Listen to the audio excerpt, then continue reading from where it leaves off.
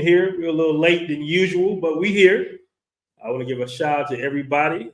Passport Bros in the building. I want to also give a shout out to my man, MAB Marcus A. Brown, for the track, man. Marcus A. Brown is very talented, brother. He's one of the pioneers in my eyes. He said he isn't, but he's one of the pioneers in my eyes because he motivated me to start traveling more frequently and do travel blogs and all that as well. So I want to give a shout out to my man, MAB, real talented producer, rapper, editor, all that good stuff, man. So shout out to my man, MAB in the building, man. We got a real serious topic to talk about tonight.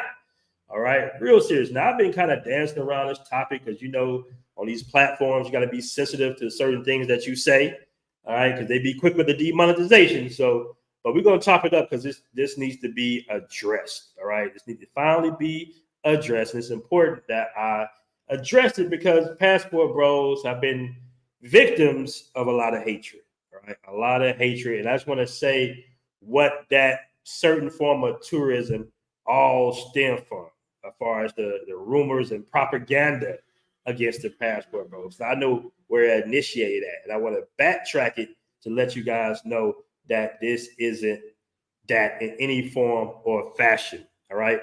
The reason that I'm having this conversation is because I asked a question in the group in concerns of the Indiegogo campaign, all right, that we raised funds for the Passport Bros app, all right? You see, we got the app right here. We're about to release it in the next 2 weeks. Just getting the final little touches done to it, family.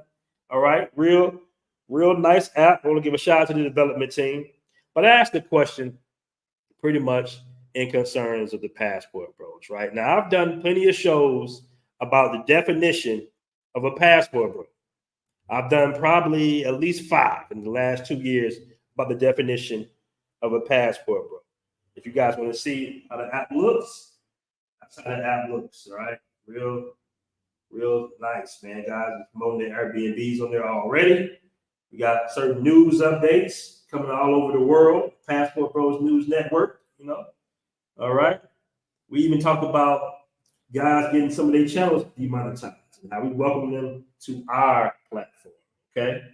So real dope app is going to be released in the next 2 weeks. But I asked a question, right, in concerns of the campaign. But one of the guys said something that was very interesting. And I'm not gonna put his name out there, but he's a member of the Passport Bros Facebook group.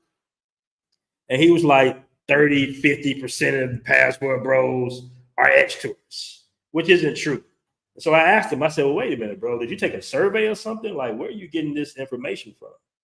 And he's like, oh, it's just what I see. I'm like, well, what do you see? Because the admins in this particular group, we don't approve anything in concerns of that. As a matter of fact, I don't see any groups approving anything like that. So what do you see? Where did all this come from? Right? Where does this association with ex-tourism really come from when we've always defined Passport Bros as gentlemen, Western men in general, looking for more economic opportunities. They want to stretch their money. It goes further and then looks for traditional women, all right, with family values. And that's what we've been preaching for the longest. Easier lifestyle. Your bread goes a whole lot further. Cheap real estate for the most part. Easier cost of living, not easier, but just a lifestyle, a certain lifestyle that you don't have in the West any longer, right? For the most part. I mean, America is still America.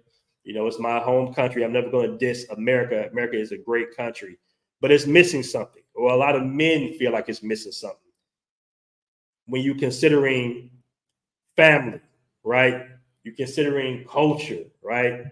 And what comes first? America is the top tier, number one capitalistic society in the world, hands down. People work 13, 14 hours a day. I know I did, just to kind of keep, maintaining and do a little bit better than average. Because, America's everything is about, money. Let's be honest. America is about money. It's not about family. America is a business, 100%. Somebody say, no, oh yeah, I appreciate that. That's my man, MAB, family. So you got guys from the West, gentlemen from the West that say, you know what? A few years ago when I coined the phrase Passport Bros, they were saying, this is cool. This is a cool ideology, not necessarily a movement. All right. We don't have chapters and organizations or anything like that because we knew it would be controversial for men leaving the West, heterosexual men leaving the West for traditional relationships and economic opportunities. We definitely understood that. So we always said it was a mindset. It was an ideology, right? So just a mindset. No membership fees or anything like that. No, nothing like that. It's simply an ideology, right? And because of the success, we develop a lot of hatred.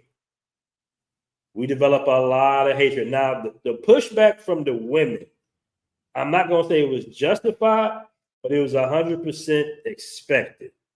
The pushback from the women was expected. We got 60 in the room, guys. Do me a favor, make sure you hit that like button. I want to welcome to the show Shing Shang in the building. And Vlog says BMT love the professionalism. Man, I really appreciate that. Somebody said, he says it's going to be sniped and infiltrated by government sooner or later. I don't think so. I really don't believe so. Okay. A little bit conspiracy there right there, but I got you, ad vlogs, okay? Yeah, it does come from a lot of hate. It does, like, the backlash from the women, in my opinion, was always expected.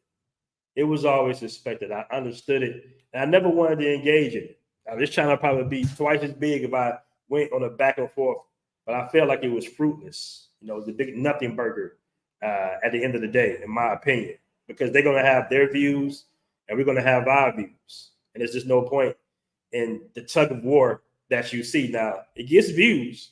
You got podcasts that set up all day, Fresh and Fits and Daily Wrap-Up Crew, shout Daily Wrap-Up Crew for standing up for the Passport Bros and becoming Passport Bros themselves.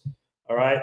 But you have this kind of setup where you got the women on this side and the guys on this side, and they're going back and forth in this tug of war, this mental tug of war on why men should be allowed to travel overseas and look for traditional relationships. And the men have to explain to them, this is why we prefer to go this route than stay here and go back and forth with you ladies.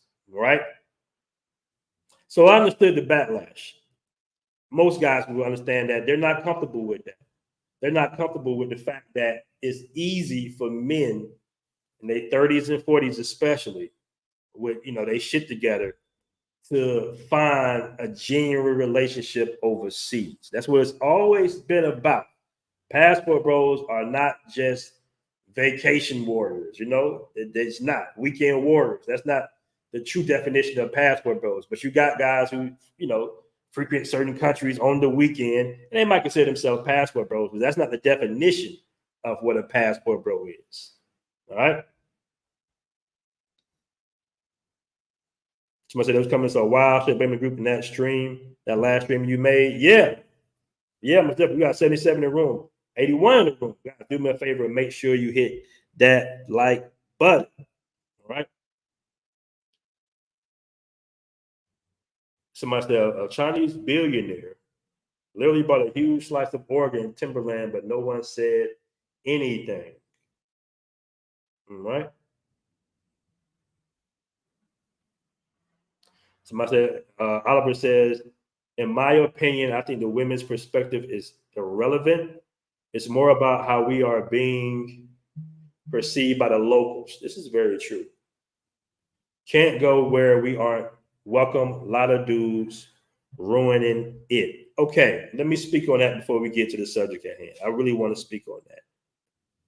When you say that, you have to understand that, yes, some of the tourist areas, the heavy traffic tourist areas, these little 2-3 mile enclaves that are kind of built around tourism, yes, some guys might come in there and quote unquote ruin it, all right, for whatever reasons, maybe the overspending or the throwing money, or I've seen it myself, like the kind of attitudes, disrespecting locals and fighting the locals over, tabs. Like I've seen all that all over the world, Thailand, Brazil, all that. So that does happen anywhere you have tourism.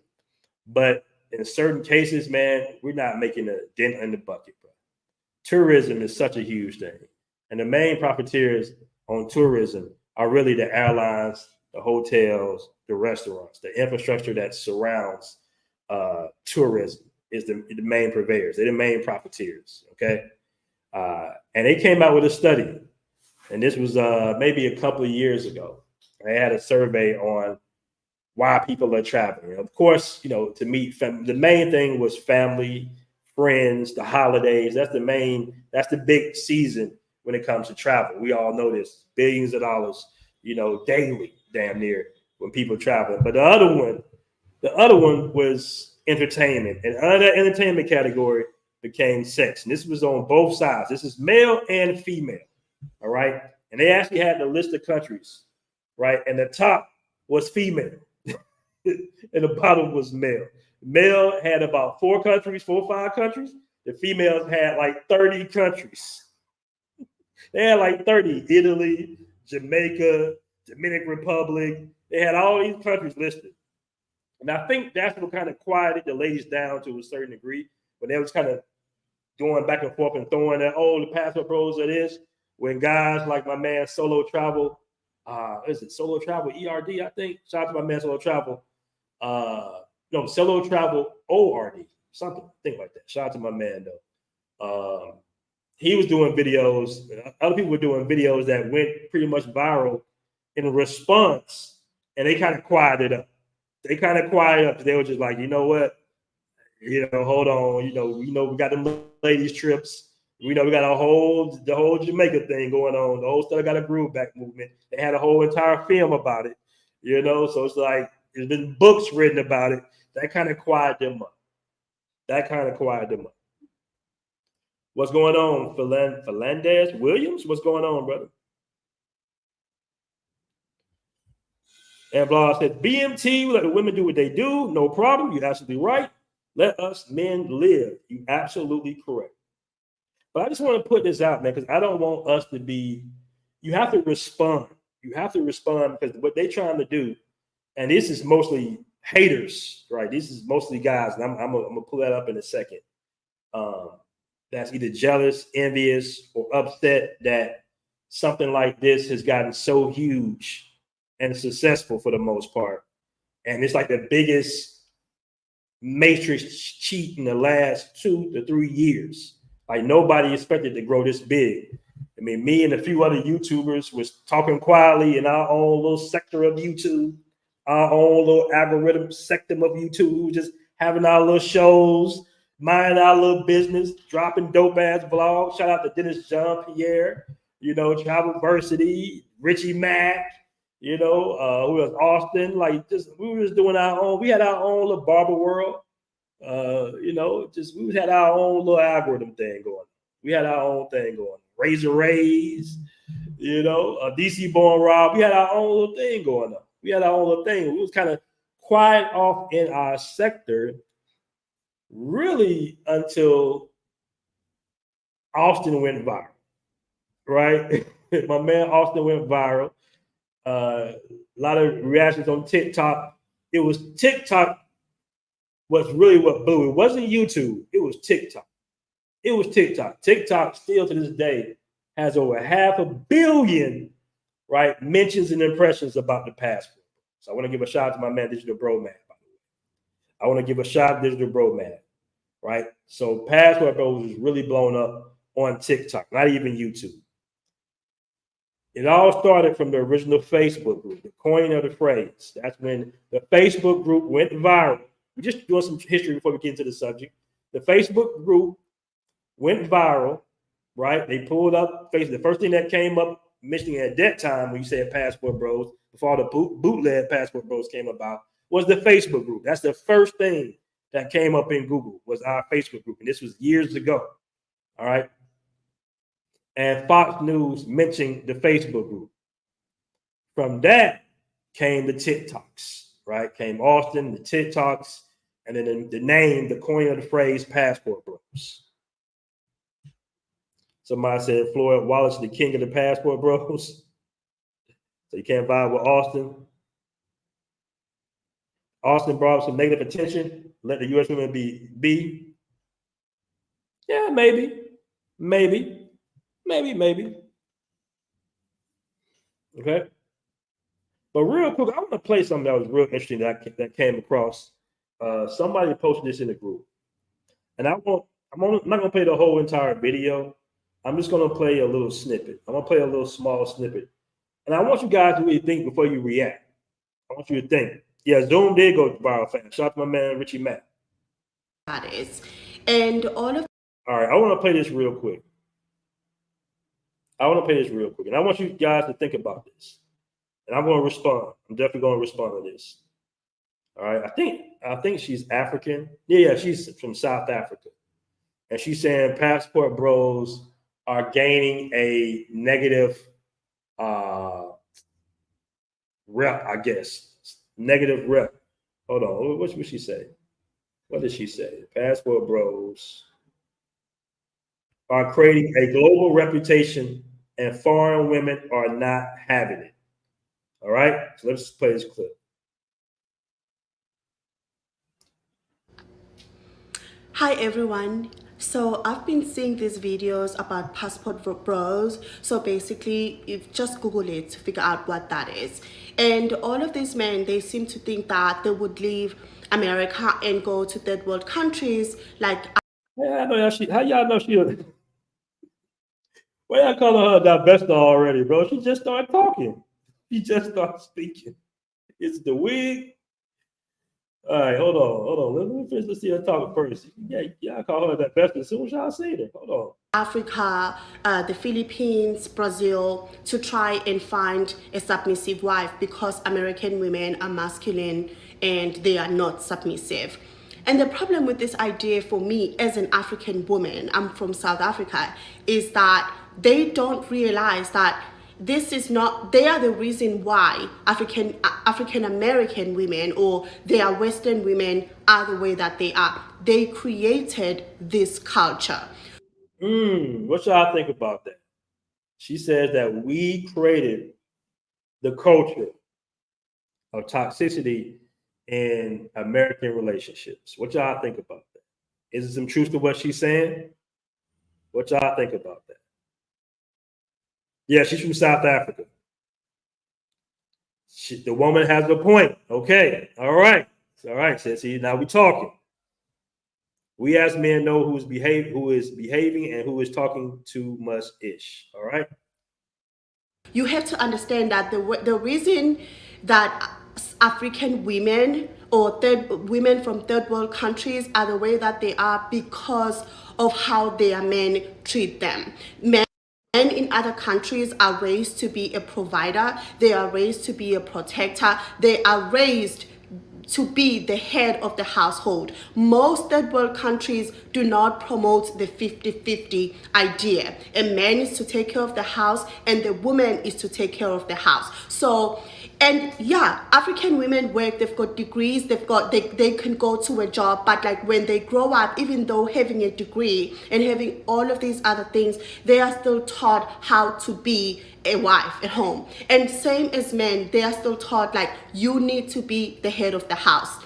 In America, you have a culture of men who want 50-50. They don't want to fully provide. They want to know what to bring on the table. And they say cooking and cleaning is not enough, but you still have to do it because you are a woman. What else are you bringing to the table? And secondly, the way that you guys have treated your women for generations and generations, it's what has created masculine women. It's what has created super independent women where they have to depend on themselves because you don't want to go to work, you cheat on them, you lie on them, and you don't take care of them. And if you Google the internet, search all of the internet and check and see if any of these countries, look at Brazil, look at South Africa, Nigeria, and find one podcast that is solely dedicated at destroying or talking badly and just like talking all of this nonsense about how black women are fat, masculine and ugly. There is not one podcast that you will find of an African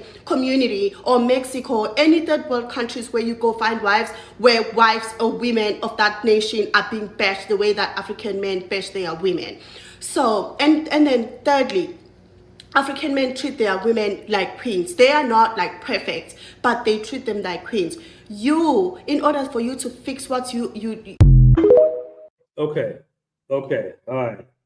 All right. What y'all think? Now she was wrong about quite a few things, but she was right about one thing, and I do want to point that out.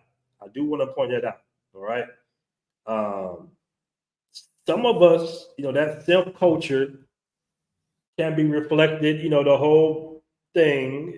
Simps and pookies, and I mean, we know that some of the women are acting crazy because we let a lot. We are very accepting. We have a very accepting culture of the bullshit. Let's just be honest. But one thing she was definitely wrong at, I don't think men that are traveling are thinking that women in these foreign countries are expected to pay 50-50. I don't think that's true. Hold on. Kids. There's a Hold on. Before I get to her part two. That part isn't true. That part isn't true at all. I think most passport bros are looking for traditional relationships. And these women do have jobs and stuff like that. And in some cases, they contribute to the household if they would like to. But I think for the most part, most guys, at least within our community, are comfortable paying 100% of the living costs, in my opinion. Am I wrong here or am I right here? What y'all think? Somebody said South African men trying to get out too. All right. Hold on. Cash Flow Hustle says, if she's blaming men for allowing feminism, she's absolutely right. Okay. Y'all going in, man. Y'all going in. So this the Western City manifest deadly. Hold on. I can't really see that. Hold on. So this is Western civilization manifest destiny. This is Western civilization manifest destiny. You know what, that term, manifest destiny, I think you might have read the book, The Iceman's Inheritance, right? But that term, manifest destiny.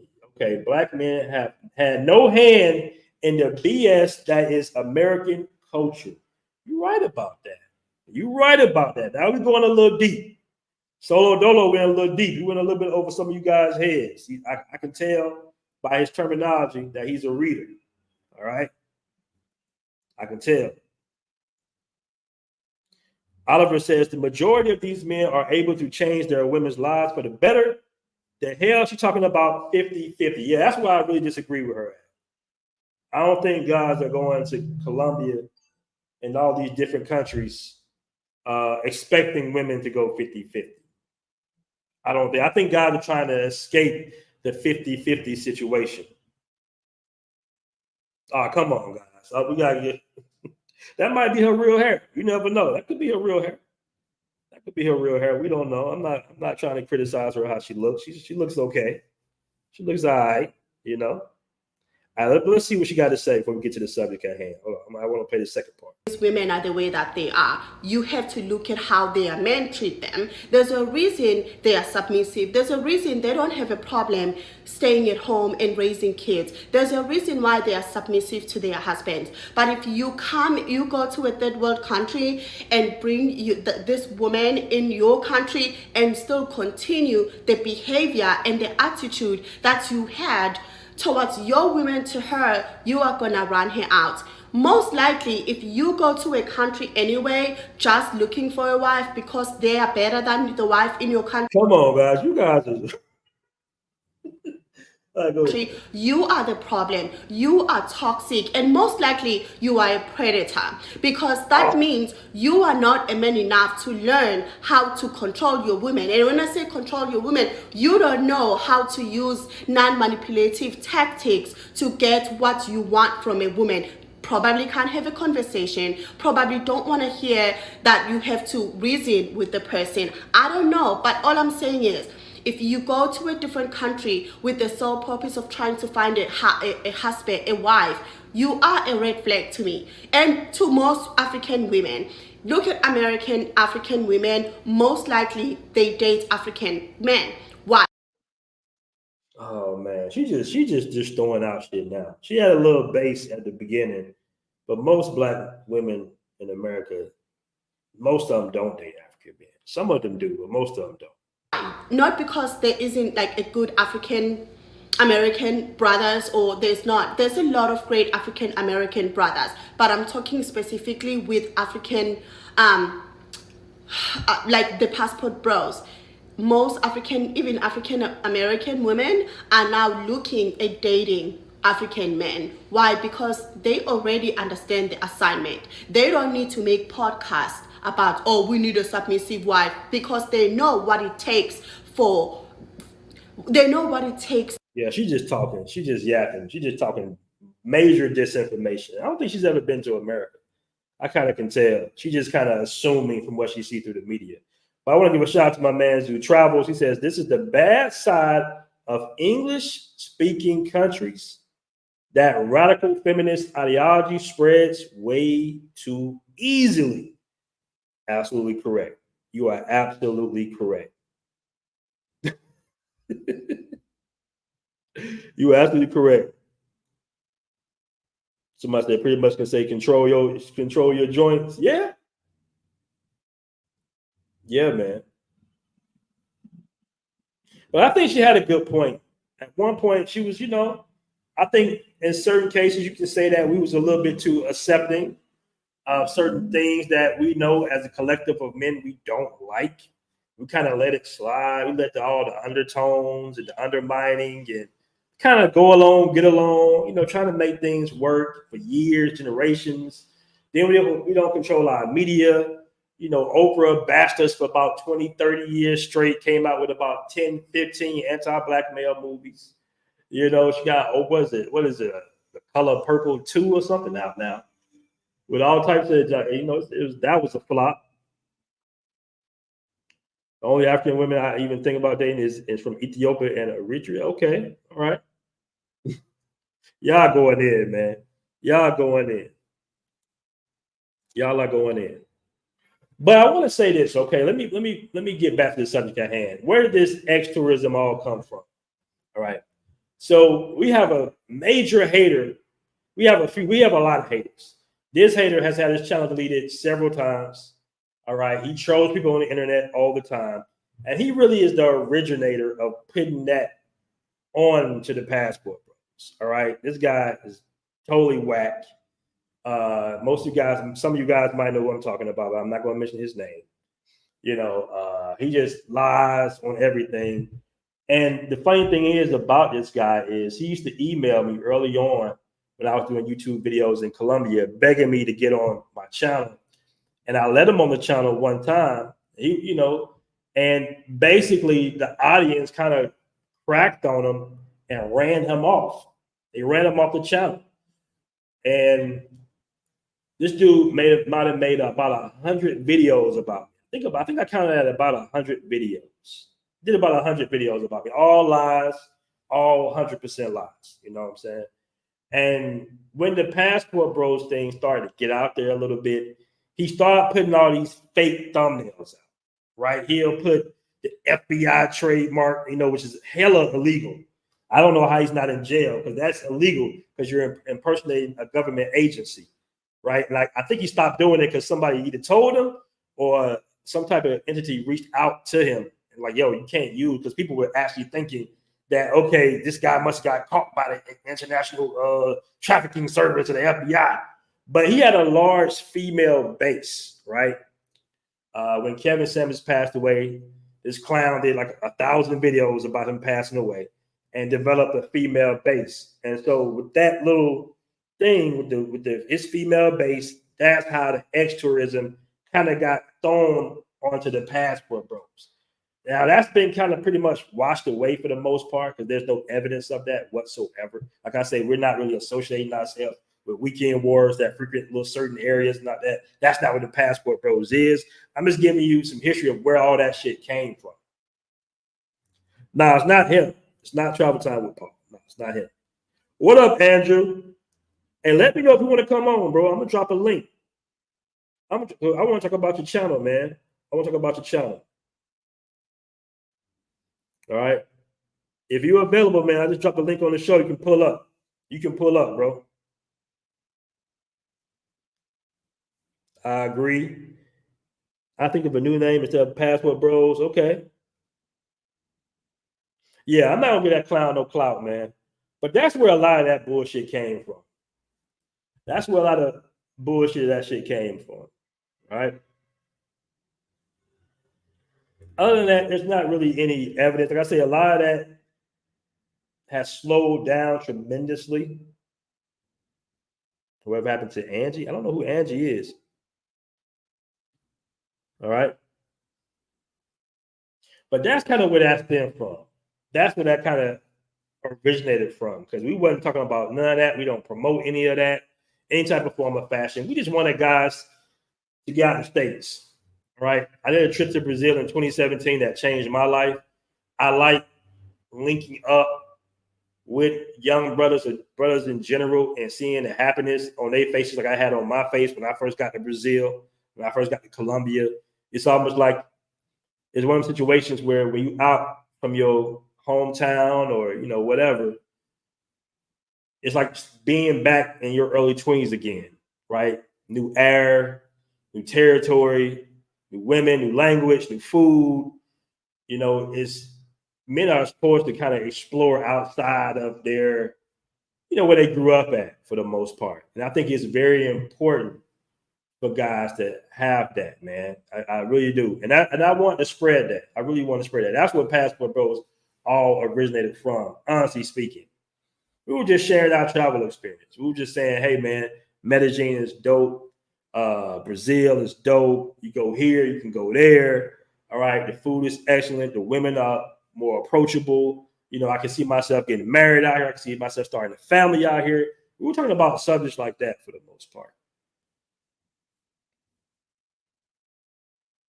Yeah, you're right. You're right. Who's that? C. Jackson. Says bros have all kinds of reasons to travel, no matter the distance or the country. All right. All right. Hello, welcome to the show, Passport Bros. Hold on, let me see that business class. Yes.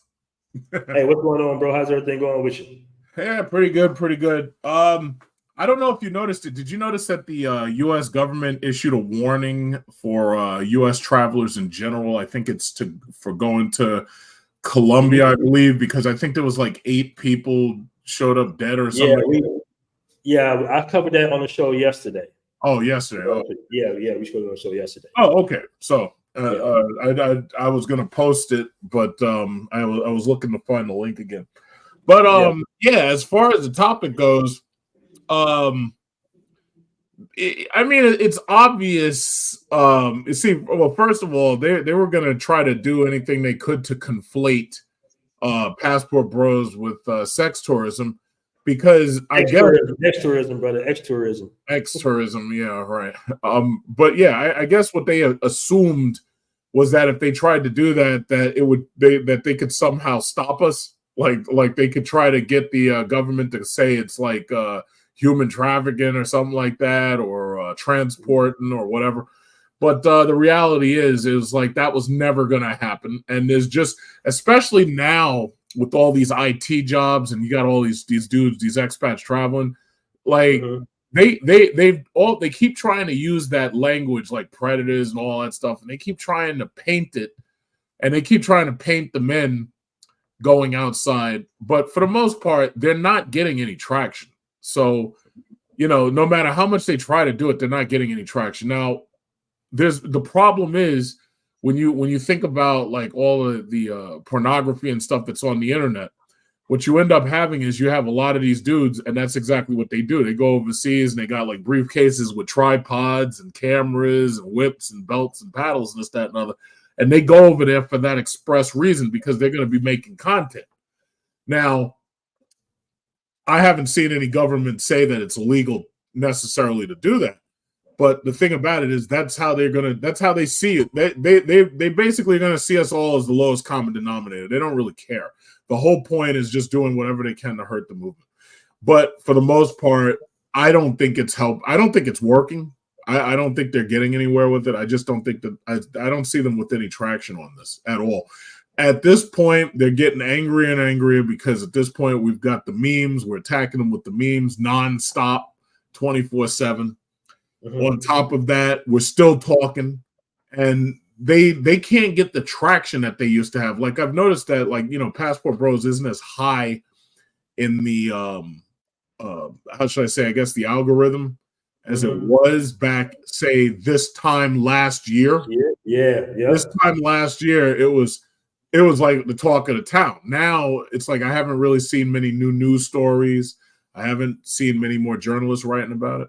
So basically, I think they know they're beaten. I think they know. I think they know it's over. And if you notice, even the women are kind of slowed down on that, pushing that narrative. They realize there's nothing they can do. There's no they can't gain any traction at this point. There's nothing they can do. Absolutely agree. I want to give a shout out to my man Drew G. He says, BMT, when you have a minute, go to Sunshine Shoulders community page. He found a full-length movie made in the UK promoting ex-tourism to back in the 80s.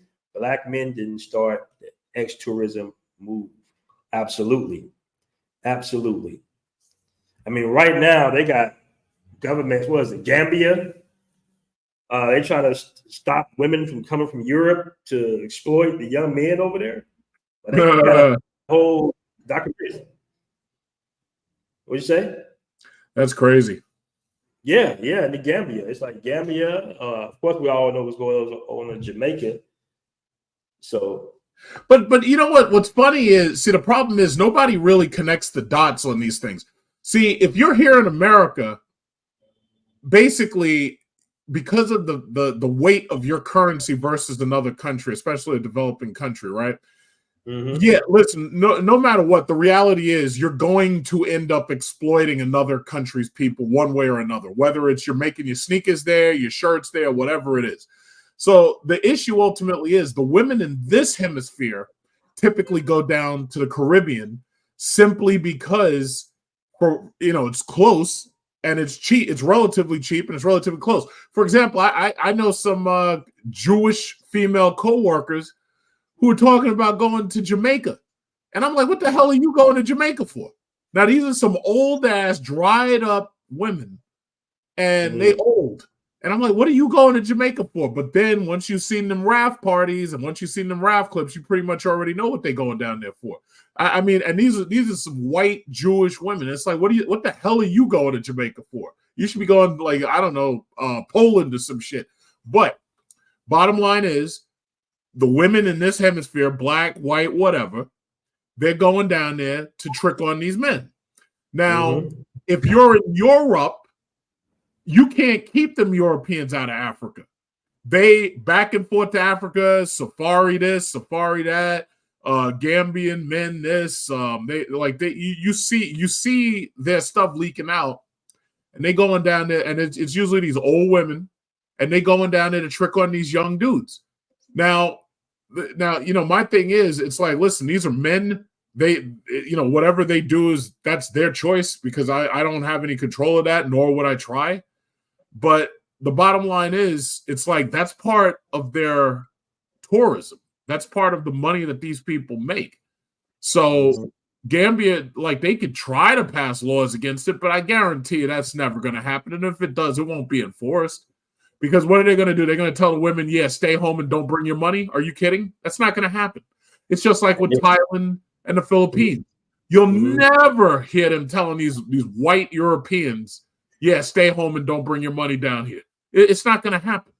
Now, as far as Passport Bros go, now that we've started traveling and we started traveling those distances, now you actually see it for yourself and everything. But for the most part, you have to question, why are people worried about what I'm doing in my bedroom with a consenting adult?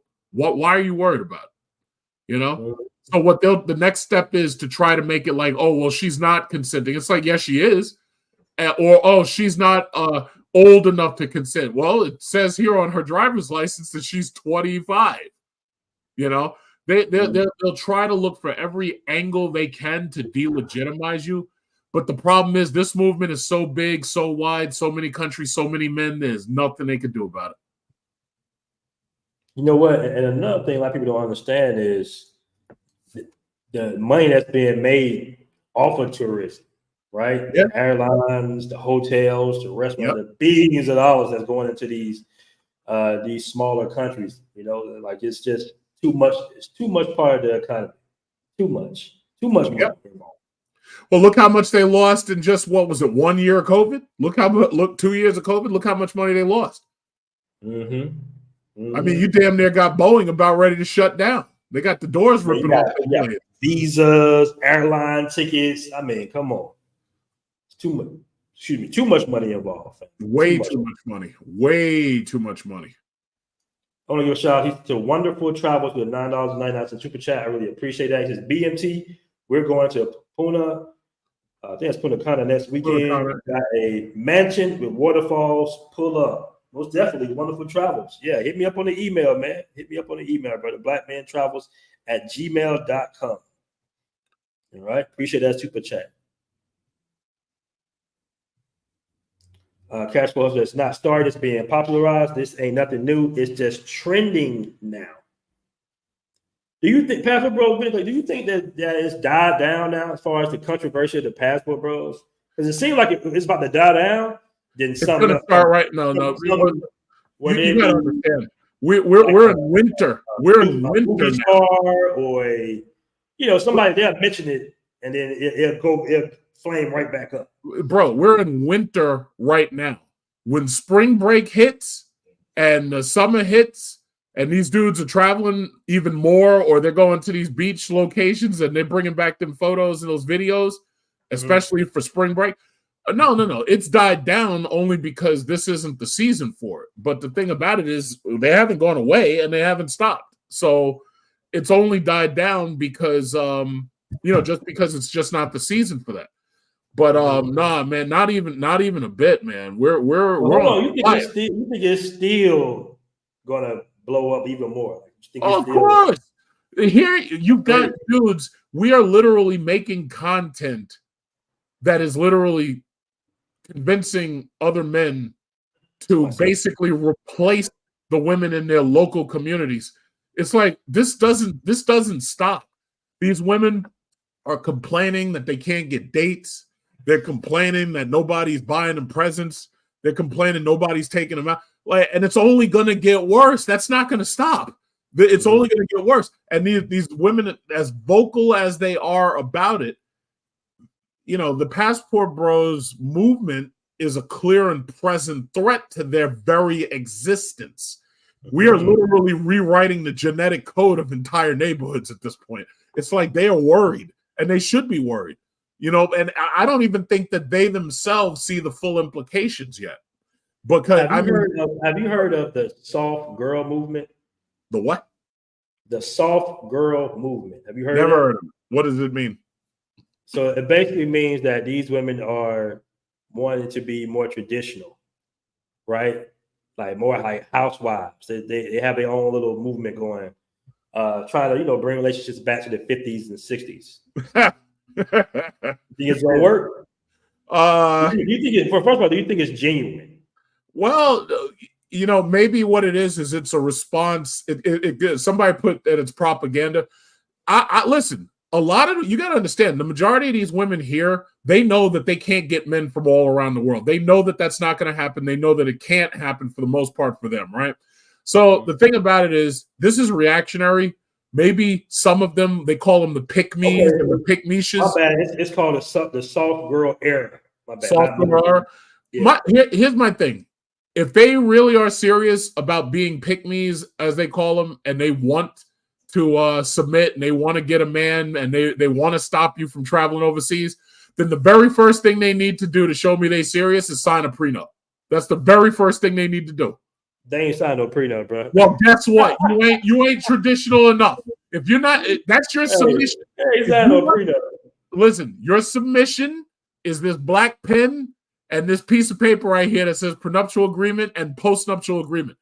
Okay, so let me give a definition of soft girl era real quick because people are just not hearing it. What it basically means is it's a movement against modern women's masculine image. That's what the soft girl era is. Okay, I mean, they're pick-me's basically. And I listen, I've got nothing against pick-me's because I already know that these women have a biological imperative to get a man and to have babies and all that stuff. I understand that. But the bottom line is these American women know that the clock is ticking out for them. They already know it.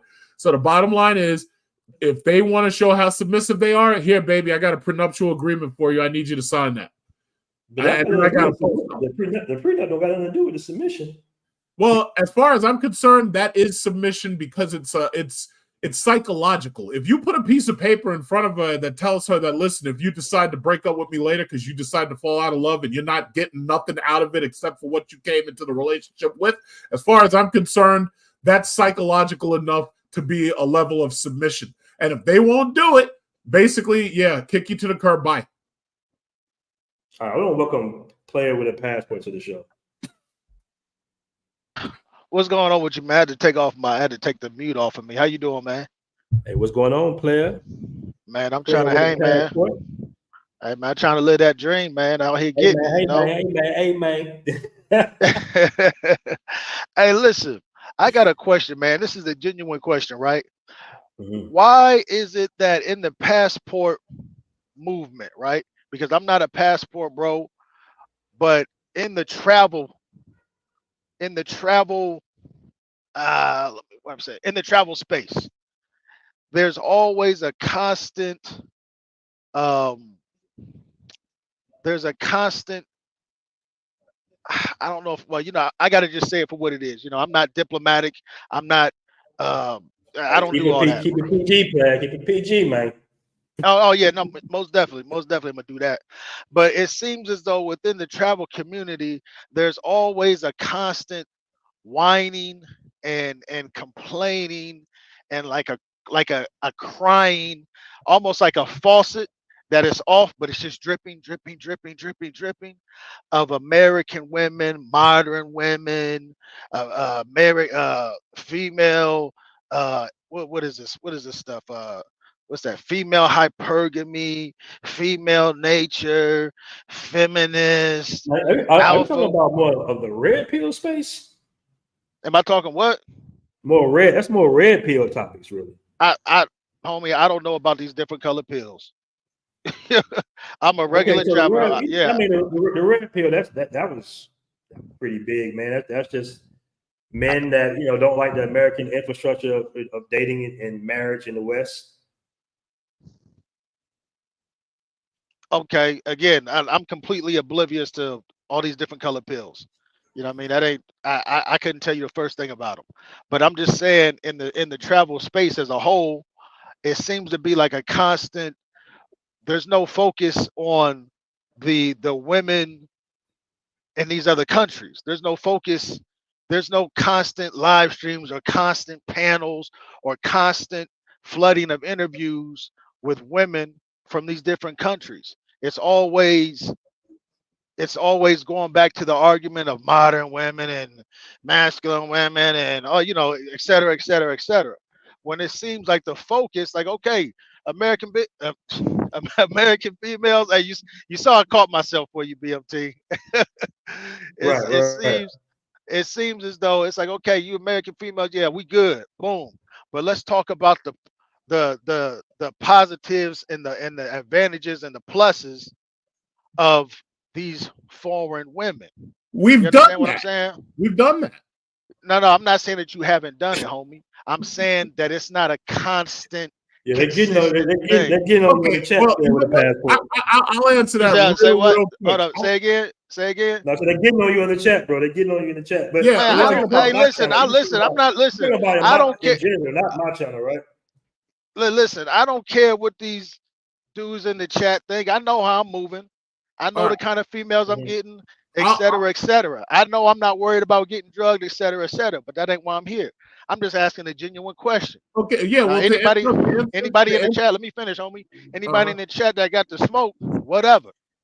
Yeah, to answer your question as simply as possible, the simple fact is that whether they choose to admit it or not, a lot of these dudes are disappointed and disgusted that, number one, they had to travel to find what they should have had right here. And number two, that they're getting any level of pushback whatsoever for going overseas in the first place to find what they should have got here. The reality is nobody wants to spend $2,000 and $3,000 and $4,000 to travel 7,000 or 8,000 miles. Nobody wants to do that. Right. The other men in the rest of these other countries, they don't need to do that with some exceptions, because I can't even say that's true anymore. because a lot of those, you got to understand, if you look at a lot of these other countries, those men are doing their traveling too to get wives, because the women in their own countries are either too feminized or not giving them the traditional marriage. I could point out a number of examples, and I could point out a number of articles to back up my example. But the reality is, the men at this point, I guess it's begrudging that they have to do this. I would say they're doing it begrudgingly. And these women don't like the fact that we're openly talking bad about them and talking down about them. But the reality is that I don't care what anybody says. We're getting revenge. That's the bottom line. This is part of the gender war. The Passport Bros are the final solution to the gender war. This right here is absolute revenge. What these dudes are doing with these photos and these videos is they are weaponizing these photos and these videos. They're turning these things into memes. They are attacking. This is a war on Keisha. You remember how Bush had the war on terrorism? This is war on Keisha right here. Whether they choose to admit it or not. Some of them choose not to admit it. But as far as they're concerned, if Keisha was what Keisha should be, nobody would have to be doing this. So the bottom line is, she decided that she wants her freedom and she's happy behind Zaddy. Well, guess what? Now we're going to make you pay for it. We're going to make you fight for every inch of space. Does that answer that question? Yeah. Got you. I understand. I like the way you articulated it. Thank you. You know why? Because nobody else wants to admit that this is war.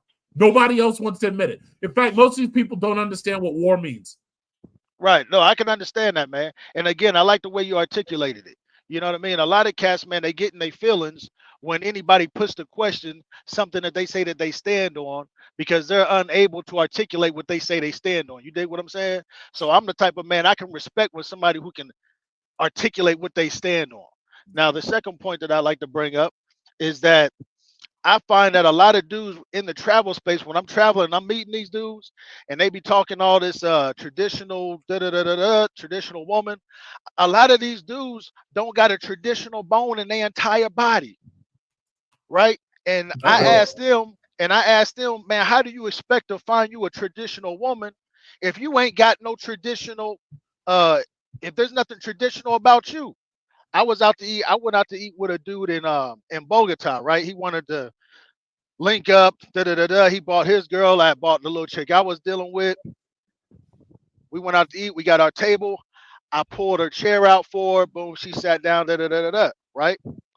At the end of the day, we all go our separate ways. He and I, we link up the next day in the cigar shop, and he gets to talking about all this, traditional woman. And so I had to call him out. I said, well, homie, last night when we went out to eat, I noticed that when your woman went and sat down at a table, you didn't even pull her seat out. That's a tradition. That's an old school value as a man. And at first he didn't understand what I was saying. And so I had to explain to him, homie, you trying to say that you want to attract a certain kind of woman, man, there's some traits that you should have in you that's going to help you attract that kind of woman. Yeah, right. You can't be walking around with your Jordans on, expecting that you about to come up on this lawyer or this dentist, because those Jordans are going to attract a certain kind of woman, and they're going to send another kind of woman away from you. So I get what you're saying, but who's modeling this behavior for these young boys? Who's modeling that behavior? You don't have it on television. You don't have it on movies. Who's modeling this behavior? If you're not going to model the behavior, like, I'll tell you like this. I hold doors open for women all the time, right? Right. I rarely ever really help them put their jacket on. I damn sure am not putting my jacket on the ground next to my car so that she doesn't step into water. That's not happening. So, but you've seen stuff like that modeled before, right? You've seen, like, just, helping a woman put a jacket on and all that stuff. You have to see that modeled. Who's modeling this behavior? Nobody. No, I agree with it. And that goes to the impact of the fatherless homes within the Black community. Thank you. Right. And that's something a lot of people don't want to address. I see dudes in the comments trying to get at me because I'm talking about being a gentleman. Anybody I don't know anybody's mama that raised them and said, son, treat a woman like shit. If somebody's mama raised them and said, son, treat a woman like shit, I want you to come on the panel. Right. So we've gotten to a point in the travel community that being a gentleman and being a man, being a gentleman and being a man is considered unmanly. I don't know. I'm trying to follow you. You know you're my dog, man. I'm trying to follow you here. Oh bro. no, homie, I know. You kind of losing me because most guys treat these beautiful women, man. Most guys. Nah, homie, I'm talking. Nah, I'm talking. Most these bad boys might treat them better than the local men half the time. Listen, nah, I'm talking just as a general statement because we're talking about traditionalism. We're talking about attracting traditional woman, men saying that they want traditional woman. What I'm saying is that there are certain things that a man should have instilled in him to help him attract this traditional woman. That's what I'm saying. And I So your use definition of traditional. I'm thinking traditional. I'm thinking about you taking care of all the bills and the finances and the that's basically what it comes down to. I'm talking about what my grandfather. Let me finish. And she's talking. She's taking care of the home, the children, and maintaining. The food. They're just taking care of you, taking care of the home in a different type of way as a team. That's what you're talking about. Little things like holding doors and pulling out. I mean, I see what you're saying, but that's little in comparison to the actual the tradition is a relationship. Right, but the position or the roles in the relationship, not little. What's the word I want to say? Not flirtation, but little gentleman things. I mean, that's easy. Opening up doors and pulling out chairs. That you might forget to do that. That's chivalry. Yeah, there you go. I want to say that's chivalry. Right, and this is what I'm saying because this is things I saw my grandfather doing. These are things that I saw my father doing, my uncles doing. Right. So I'm saying that those things help attract the traditional woman. That's where I'm coming to. They help attract the traditional woman. Yeah, but the women but dude, here in this country, first of all, the women aren't traditional anymore at all. The majority of these dudes on here, the manosphere, whatever, they all have the basic same complaints. The women are run through. They got Pookie and Ray Ray's babies, so they're baby mamas. They all have the exact same complaints, right? As far as being a traditional man, you ain't got to hold nobody's chair and hold jacket.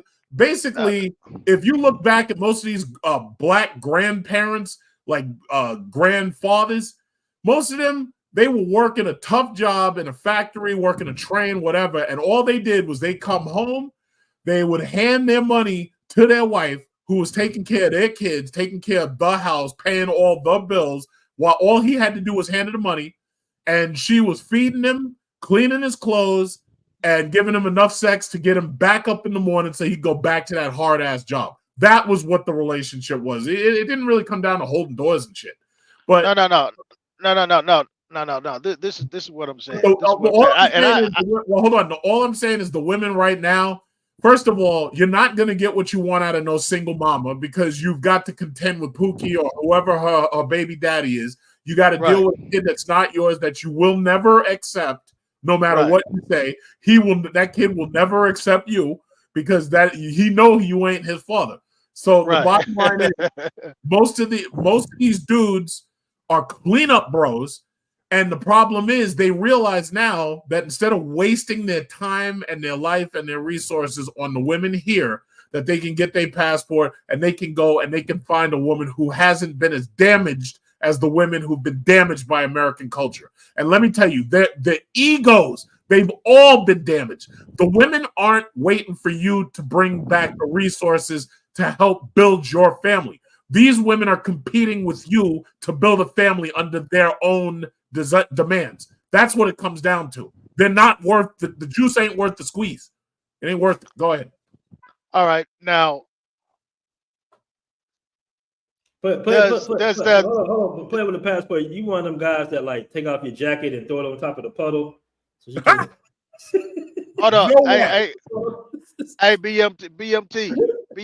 I'm really not that dude, homie. I'm really not that dude, homie. I'm coming on here with respect, homie. I really ain't trying to go there with you, G. You know what I mean? You know what I mean? Dudes ain't got to like my perspective, and that's cool. It ain't gonna bother me one way or the other.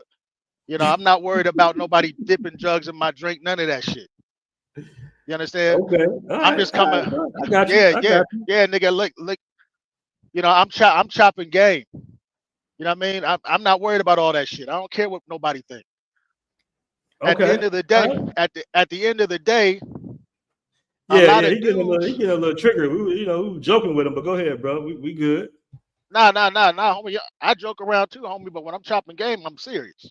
You know what I'm saying? I can But joke what around game? too. Well, I'm I'm trying not to see tripping. what game are you chopping up though? Like, what we trying to figure out what your point is. I'm trying to finish, homie. Go ahead. Go ahead. Basically, what I'm saying, and I'm bouncing off what the homie was just talking about, because I'm the type of dude, homie. I take a look at what I can do to improve myself, right? So he spoke about majority of women this, majority of women that, and I agree with that. But I also agree that men, we need to take accountability and understand where we fishing at. Because you got a lot of dudes fishing down in Mississippi for the catfish, and they don't understand why they ain't caught no whales yet. Are you talking about in America? I'm talking about anywhere.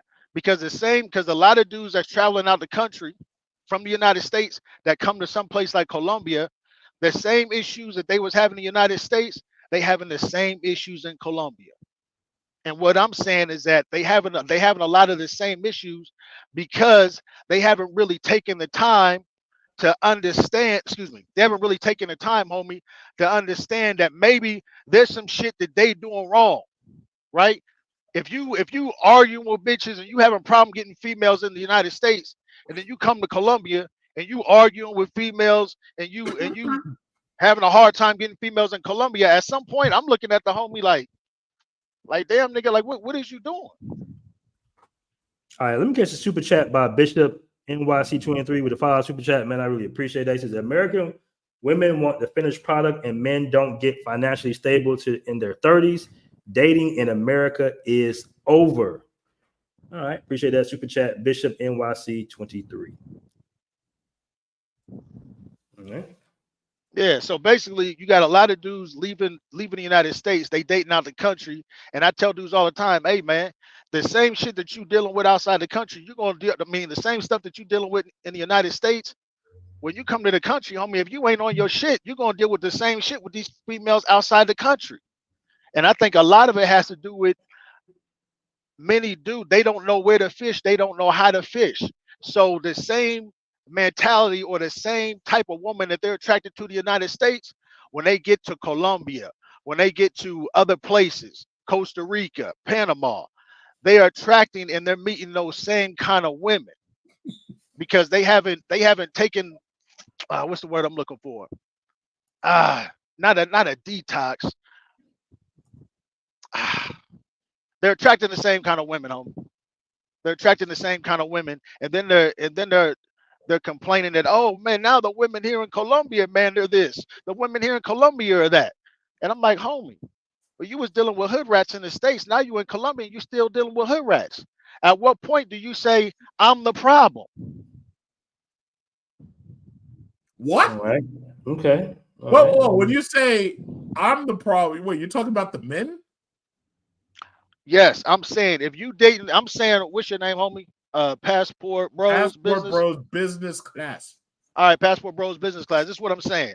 If Passport Bros business class is dealing with hood rats in whatever city you from, and then I fly you to Medellin, and you still dealing with hood rats in Medellin, and then you turn around like, man, these females here in Medellin, man, they becoming westernized.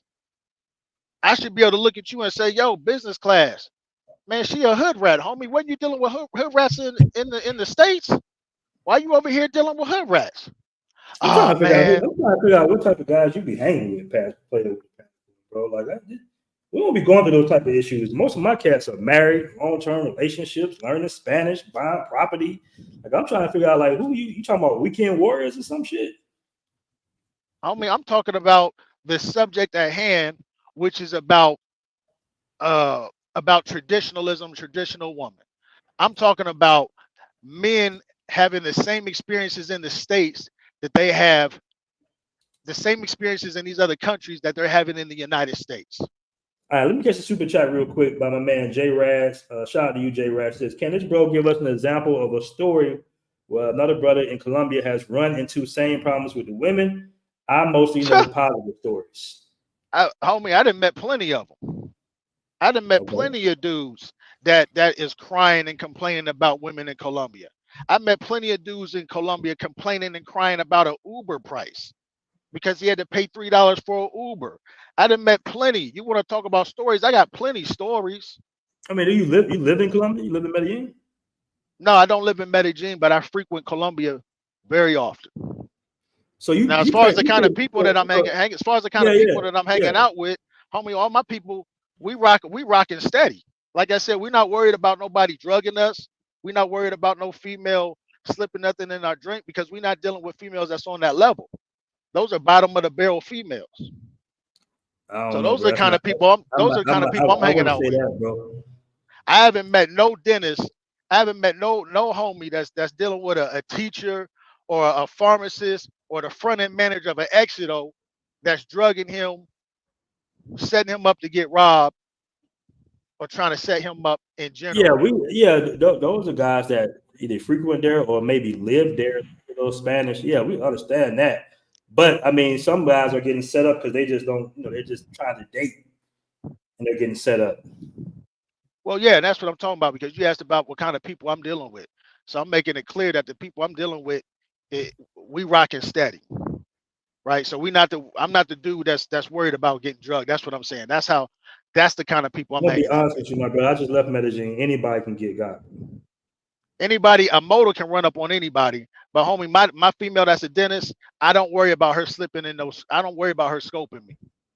All right, I got another super chat here by Woke Quill with the final super chat. He said, I've met black men in Paris, Joburg, Nairobi, and what's that? Kigali, having no issues starting businesses. One is married. Who the fuck you hanging with when you travel? Who the fuck you hanging with when you travel?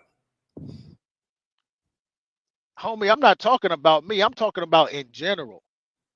Y'all so busy. I'm not talking about you two on the panel, but y'all dudes in the chat, y'all so busy trying to come at somebody's neck, you're not listening. I'm talking about dudes. I'm making a general statement that there's dudes from the United States complaining about women from the United States. They go to these different countries. They deal with women in these different countries, and they're complaining about the women in the different countries. These aren't people that I'm hanging out with. These are guys that I hear talking in the cigar lounge. These are guys that I've heard talking in the bars, right? These conversations happen. Now, if you guys are just hanging out in your little silos and your little circles, that's cool. But if you really out there, you really socializing with people, you're going to hear a lot of these stories. I've heard them from Bogota to Medellin to Bucaramanga to Paredia. I've heard these stories. So for somebody to act like these stories ain't real, you just lying to yourself. Maybe they not real in the circles that you're hanging out with. The people I'm hanging out with, my people, we not talking like this. We not complaining about this, but we sure as hell have been in the cigar lounge and heard some dudes crying about this shit, whining about this shit. That's what I'm addressing. So save y'all's little darts, because I'm not talking about me. I'm talking about the travel space. Hey man, you one came on the panel, man. You said what? I said you one came on the panel, player. Ash L2 super chat says, dude talking about his people, the NFOH, F out of here. Is that what he said? Yo, man, that shit. Just trying to figure out we just trying to figure out your circle, man. Because most of the guys that I know, they doing pretty well in Colombia, bro. They're not really sitting there complaining. I wasn't about the women like I wasn't speaking about my circle. I was making a general statement about men that are traveling. This ain't about my circle. So you saying the passport bros are making complaints about women overseas? I'm saying men traveling are making complaints about women overseas. Whether they want to call themselves passport bros or not, I don't care. I'm talking about men traveling. Okay. Have complained about women overseas. About how women overseas, they're becoming Western. Oh man, she's too masculine, she's too this, she's too that. And I'm simply saying, at what point do we look at that man and say, homie, you need to upgrade your software? right? No, you still over here playing, what was it, Atari 5000. Man, everybody playing PlayStation, man. When you can't be out here playing motherfucking Atari and everybody playing PlayStation, and then you mad because things ain't going your way. We ain't playing double dribble no more. We playing NBA 2K, right? So I'm saying that dudes are not coming to the understanding that there's some changes that they may need to make, and they may need to upgrade their game or whatever it is, so that they But can you don't quit have to dealing with upgrade it. no game. You got to learn the language. Damn that Man, game. game. However y'all wanna interpret the word game, I can't help that. Right? The language, whatever you want to call it, you need to upgrade whatever it is that you trying to do, so you can start attracting and dealing with the woman that you say that you're trying to attract and you say you're trying to deal with, which is, they say, the fit, feminine, submissive women. Yes. Facts. Boom. So to attract that kind of woman, excuse me, to attract that kind of woman, homie, there's got to be an upgrade that takes place with you. Okay, I see what you're saying. I see what you're saying now. Let me catch the super chat real quick by Crypto Bro for the 499 super chat. We appreciate it. It says, back on the video subject, I was walking through LK Metro and I thought I was in Europe instead of Thailand. Generations of men already overseas. Shout out to Crypto Bro. I think I know who that is. Shout out to you. I got my man Brian Jeter, $10 super chat. Says, Passport Bros just as sensitive as the women they complain about. Dopes don't seem to be keeping it a buck. Okay, you want to come on the show, man? The link is in the chat. If you want to come on and expand on that, Brian Jeter. All right. Okay. But yeah, I see what you're saying. You basically saying that guys need to put a little work on themselves, right? You're saying that if they don't self-improve in the States, it's going to follow them overseas. Exactly. Is that your point? Exactly. Exactly, homie. I'm from the street. Yeah, I'm from the street, homie. I don't. You know what I'm saying? Well, here's my question. Here's my question for the dudes here in America with all the game and everything. What exactly has it gotten them?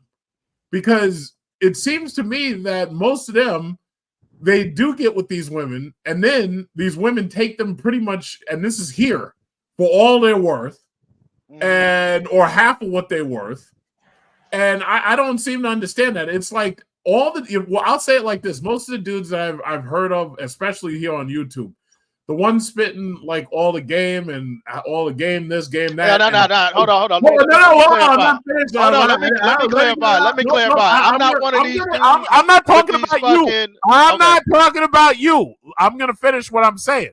All these dudes on here talking about game, and you got to have a better mouthpiece. You got to have a better mouthpiece. Yeah, that's how they all talk. Yo, you got to have a better mouthpiece. They don't. It's like every single one of them that I've seen, they have nothing to show for anything. It's like they talking about how they're pumping and dumping or fucking on women, and they got nothing to show for it. Maybe they have, some kid out there somewhere, but they have no wife. They have no household with her in it. It's like most of these dudes, you got to have a better mouthpiece. These guys have like nothing to show for any of that shit. Now, the one thing I'll give these passport bros, even if they're educated lames or whatever you want to call them, it's like as long as they're not going for the and I shouldn't say even just the bottom of the barrel, but as long as they're not going for women who are anything like these women here in America, which is the real problem, as long as they go for women from those countries that are, how should I say, quintessentially of their country and upholding of their values, they don't seem to have too much of a problem. They get married to those women. They have children. They have families. They don't seem to have too many of a problem. Now, I do hear what you're saying about these dudes who are going after hood rats and bar girls and prostitutes and strippers. I totally understand that. But these dudes here, the dudes talking about all that game and shit, they have nothing to show for anything. They have nothing to show. And I've never seen them post up their women online and, oh yeah, this is my dime piece. This is my dime piece right here. This is my dime piece. I ain't never seen them posting nothing. And when you finally do catch them because they get doxxed and they show and you see their women are like old, fat, and ugly. And we've seen so many examples of that. But that's what I'm saying. Go ahead. Okay, Hold now on, as hold on. Let far me catch the super chat real quick, bro. Delano Music $2 super chat says you have a link. It's time to debate. I'm here. He posted. He posted. all right, already. now as far as the statement, as far as the mouthpiece statement, homie, I came up in the 90s. So Me that's how we talk. The I don't mouthpiece talk like that. and the mouthpiece, and let me finish because I'll let you finish. Go ahead. Right? So the mouthpiece, I think that's one of the that's a big piece of obtaining a woman. Period. You got to have a mouthpiece.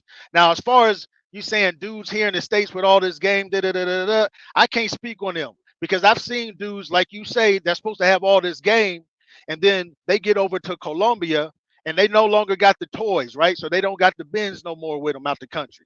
They ain't up in the VIP popping bottles no more out the country.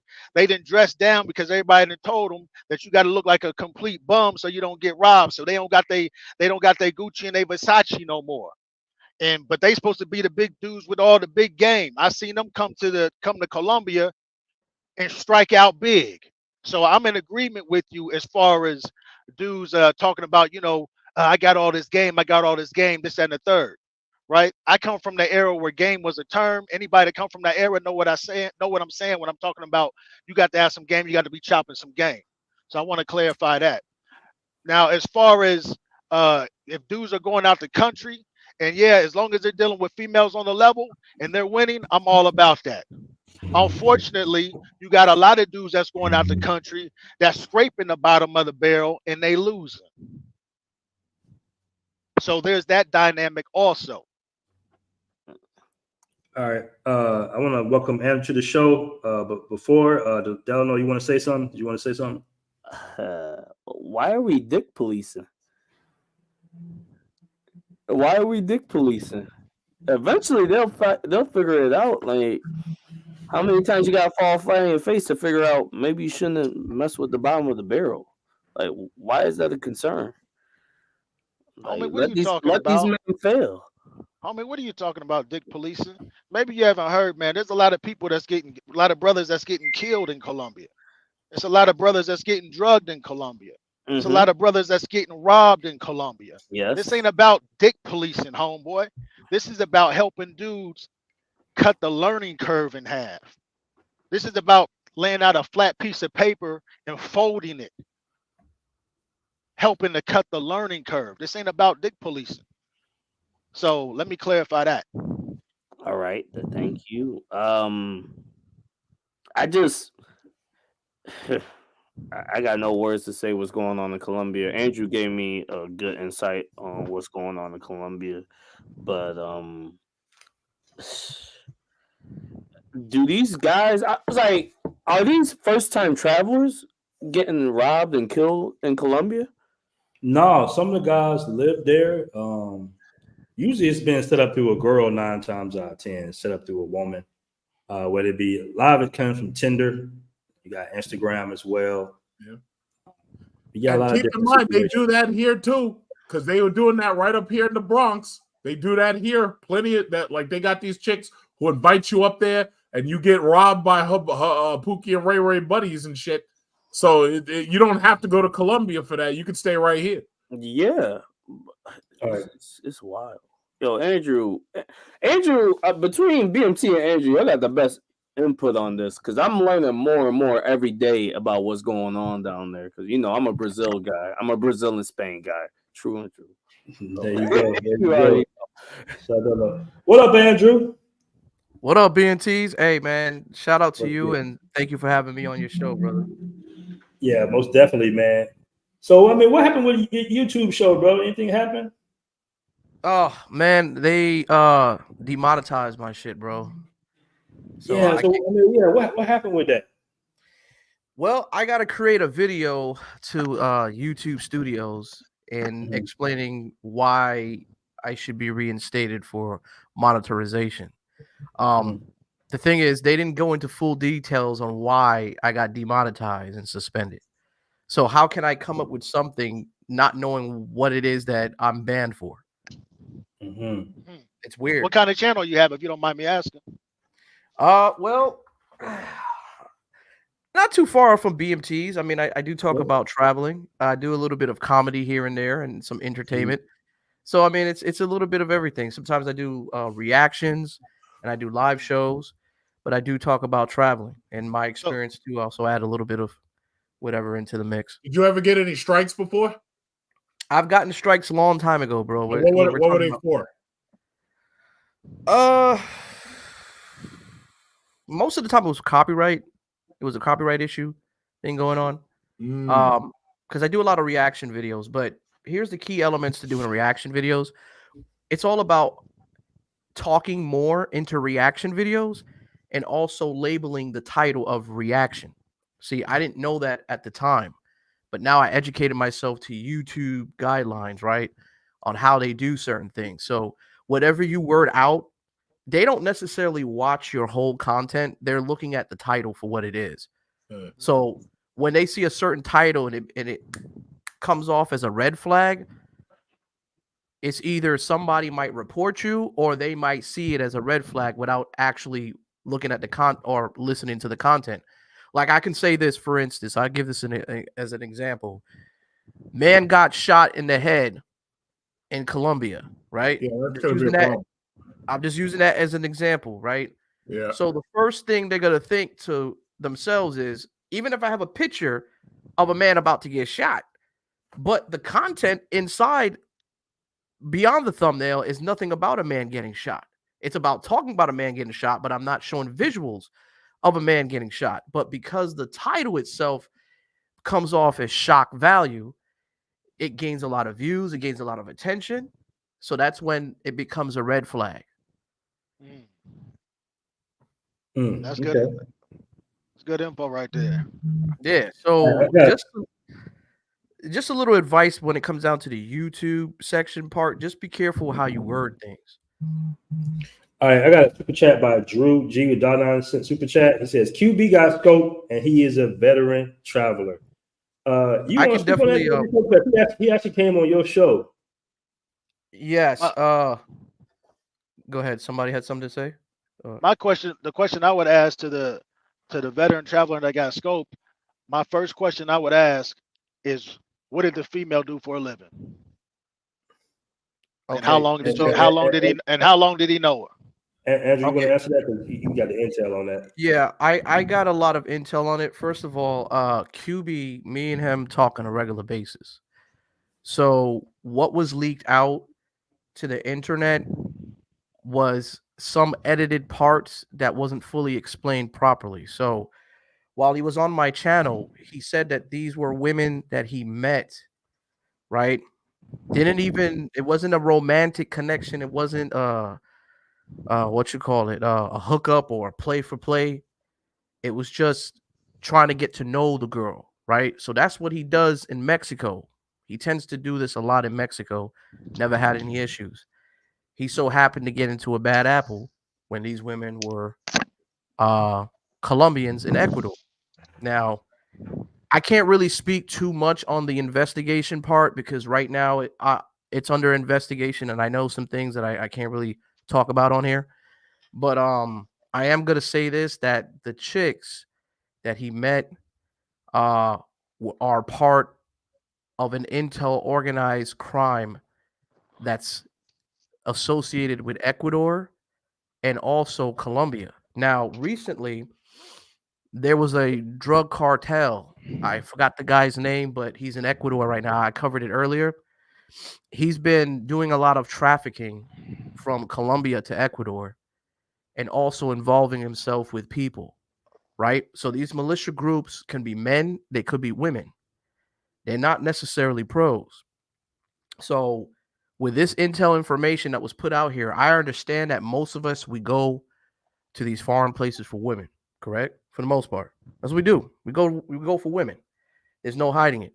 Now, I'm only going by what was told, right? And I even explained this to another user that was on my channel. He was beating me down saying, "No, he was there for pros. You just trying to cover things up." I said, "Listen, the man was there. He experienced it. You didn't. All we can do is speculate on what happened. We weren't there. He was there. This is his experience. So I could only go off of what he said because he was there. So with that being said, one of the girls he was getting a drink from, they went to a bar, having a good time, boom, boom, boom.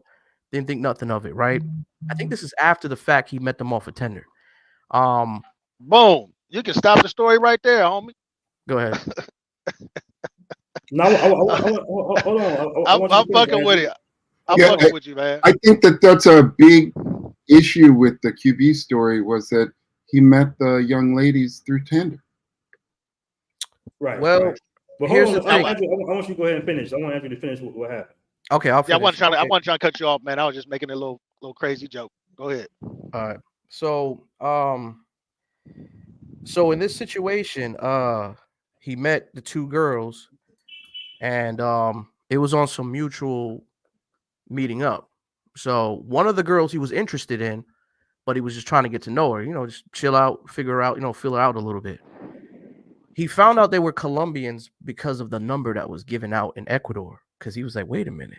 Because, you got to contact people off of WhatsApp. So the area code was different. And he was like, what? +56? This is kind of weird. This ain't an Ecuadorian area code. So he ended up texting one of the girls.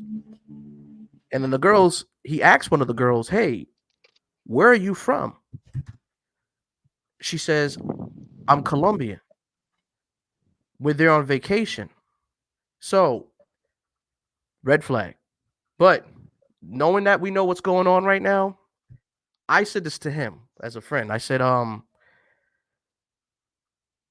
did you ask these girls how long they were staying on vacation for? But he wasn't sure. He didn't ask them. See, I would have asked them how long you're staying for, because most girls from different countries, they go to different places for work. Let's just keep it real. That's what they do. We see it. I've seen it in Costa Rica. I've seen it in Panama. Hell, I even seen it in Dominican Republic. With different girls in different countries, they go there for work. In this case, he's used to meeting girls for dates off a Tinder, right? Not for play, but off a Tinder, because you can easily get play for play outside. Why would you want to get for play online when it's right there in front of you outside? It's not hard to get a play for play chick. So that being said, the chicks that he met, they were offering him drinks. So he was drinking one drink after another, right? Things were cool. Then the other girl, I guess she was being a little bit hesitant, like looking around type shit. Like her body language was kind of off. So he was asking her, like, what's wrong with your girl? Does she want to drink with us? No. I don't want to drink. So he had two girls there. There's two girls. They were both Colombian. One of the girls didn't want to Another drink. problem. Red flag. They don't get down like that usually. Red flag. Because let me tell you something. When I've been around Colombian women, and when they want to drink, they all go drink with you. If one is looking like this and saying, no, I don't want to drink, and she's looking all hesitant, you gotta raise some red flags there, like, what's going on. But needless to say, the girl suggested, hey, let's go to another bar. So they left that bar and went to another bar. So in between getting drinks, a switch up must have happened. Maybe he was drinking. I don't know the whole situation to that detail part, but it seemed like through that transaction, he may have took his eye off his drink. Because Can I hop in here for a second, BMT and Andrew? Because hold on. Let him get to. I want him to say to the exact point when he, pretty much passed out. So, but I got you, brother. So I want to say between the hours of 11:30 and 1 o'clock, he was drinking more in the house, I believe. And then one thing led to another. He blanked out. They fell asleep. Well, he fell asleep. Now, the girls weren't naked or nothing like that to that degree. They were just chilling, drinking, just having a conversation, right? So, boom, one thing led to another. He blanked out. Woke up 10 o'clock the next morning. iPhone was gone. Laptop was gone. And then that's when he had to file the police report and tell, whoever was downstairs, the attendant, hey, man, Did you see these girls such and such and such? So one thing led to another. We caught the girls that's on Tinder. I can't really say too much because it's under investigation, but I am gonna say this, that this is an organized crime. These are not pros. These women are not prostitutes, or can I say that word, pros? These women are 304s. They're not thoughts. So I just want people to understand that you can get got by any type of chick that's out there. She doesn't have to be a pro. She could disguise herself as a regular chick, and next minute she puts something in your drink, and then boom, she robbing you. Yeah, she can say she a dentist, a lawyer. She can tell you anything. How are you gonna know?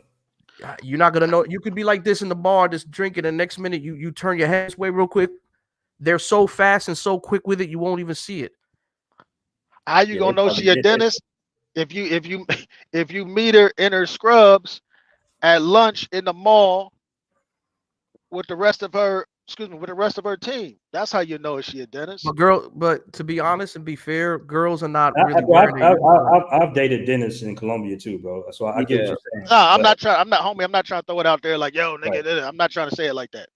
Yeah, but when you're in a party atmosphere, you're in a nightclub, right? You're at a bar. You're not gonna expect a girl to be wearing some scrubs and shit. Yeah, right. Really. Yeah, I understand that. I understand. I want to guess. He says, I rolled the dice with Tinder and never had any issues. Yeah, I rolled the dice too. I wouldn't do that no more. Can I want to catch Philippe real quick because he has something to say. I didn't mean to cut him off. Yeah, greeting, brothers. I'm not going to say too much, but there were a couple of things. I did watch some of the Andrew Show's interview with QB. I really like QB, right? But I have to support, ironically, some of the stuff that Player with the Passport is talking about in the sense of this. What I hear repeatedly, even in QB's case, is judgment problems, right? Where one of the things that you got to do when you live overseas is to have a trusted network around you so that the people that you're meeting are vetted. That's true. Thank you, Billy. And I'm saying this, I'm an older guy, but I moved to Mexico when I was 22 years old. I was like Austin, okay? And how I got there was, I don't want to go too far into it, but I had applied to do research in Argentina. I didn't get the grant. And a friend of mine from college invited me to go to Mexico. So that's how I wound up there. But I was there on my own. What wound up happening was my neighbors, because I moved into the neighborhood where the university, it was like the university neighborhood. My neighbors adopted me. Where I was, there were no Black people. There were none. But I moved in there. And what I'm trying to say is with a lot of these guys, and I know there are guys that go for the weekend, and there are guys that go for extended months, and then there are guys that live there. Almost for the first 6 months that I lived there, the women that I met were vetted, man. That these women were either friends of one of my neighbors, they were professional women, they were women that came from families that people spoke for them. Right. So I'm not saying absolutely don't use dating apps, although I am very leery of them and the things that I'm hearing about it. What I am saying is you have to have a system and a process by which you vet the women that you're around. And if you can't, let's say you met them off of Tinder, you should have, like my buddy's name is Pablo. Pablo, if I said, man, I met this girl, what do you think? He's going to check her out. He's going to go into his network and say, where'd you meet her from? Where's she working at? So I never was in front of people that were unvetted, that are not in the system of, I can't find out where she's from, how she's from, what kind of thing she does. And what I'm hearing over and over is these guys don't have a solid vetting process. Now, Right. I happen to have family in Colombia, and I've been to Colombia because I have family there. That the reality of it is you have to exercise judgment. There are these other criminal entities that are involved and existing in these countries. And so then it's on you to, you know, what the gentleman was saying before about doing the self work to improve your judgment. I'm just gonna I'm gonna stop there. Okay, Phil, here's the thing. QB is well known for traveling to Mexico, right? He's well known for using Tinder apps in Mexico. It's been a huge success for him, right? He also used Tinder apps in Ecuador. It's been a huge success for him, right? Microwave macking. So here's the thing. He was in Ecuador in a base that he's used to going to. The problem was he ran into Colombian women. And now I'm not saying that you shouldn't have street smarts for any type of female, but he doesn't come from an environment where he was taught to have those type of street smarts and watching out for things like that. Unfortunately, he got. I come from an environment where I deal with women in America that put roofies in dudes' drinks. I've seen it before. I've seen when chicks be holding up the condoms and stuff and holding a man's sperm so they can trap a nigga. You and me both. I understand. That's the environment I come from. So I've seen some nasty, ill stuff happen to people around me. So I learned to not to move that way and disassociate myself from those people. Right. So unfortunately, QB doesn't come from that environment. So yes, he should have moved a lot smarter, you know, knowing that the fact that we're seeing veteran travelers who are not even looking at Colombia right now as their radar. Hell, I wouldn't even look at Ecuador right now. Have you guys seen the whole police rating over there, the TV station? Yeah, that's crazy. Absolutely insane, man. Like my Andrew, thing let me respond to you really quick. Sir, I'm gonna let you finish. Hold on, let me just do your thing. When I travel, right? I travel for a mind of peace. So if I'm seeing danger in spots that I'm used to going and I'm having a good time at, through my instincts, I'm not going to go there. I'm going to move differently.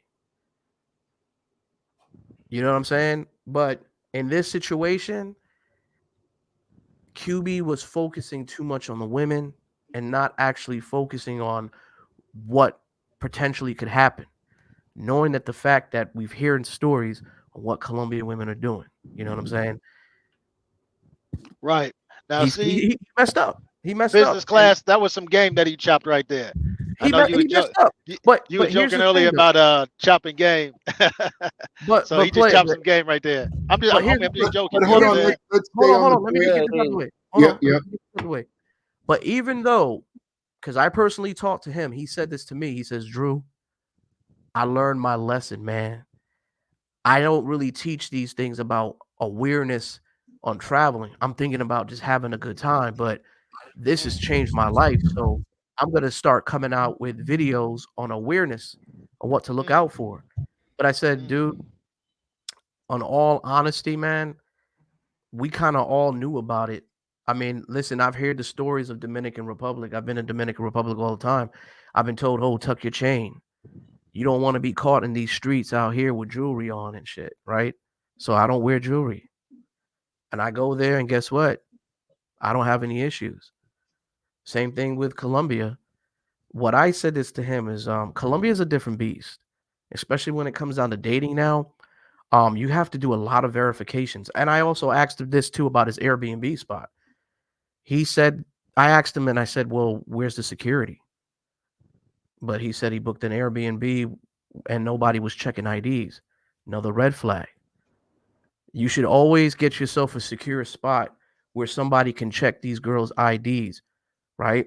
So that way they have a picture of whoever you're dealing with or whoever goes in and out of your place. I don't know how you want to do it, but that's what security is there for, to take pictures and to hold things that could hold accountable for these women. So He didn't check that on his list.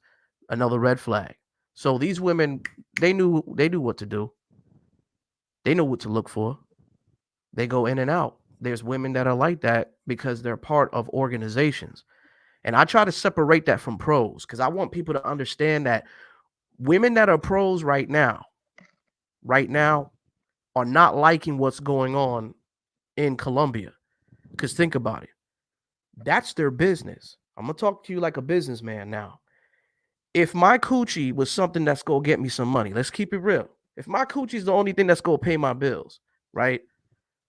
Do you think I want to cause a whole situation that can mess up the whole country's money by doing some scoping on dudes?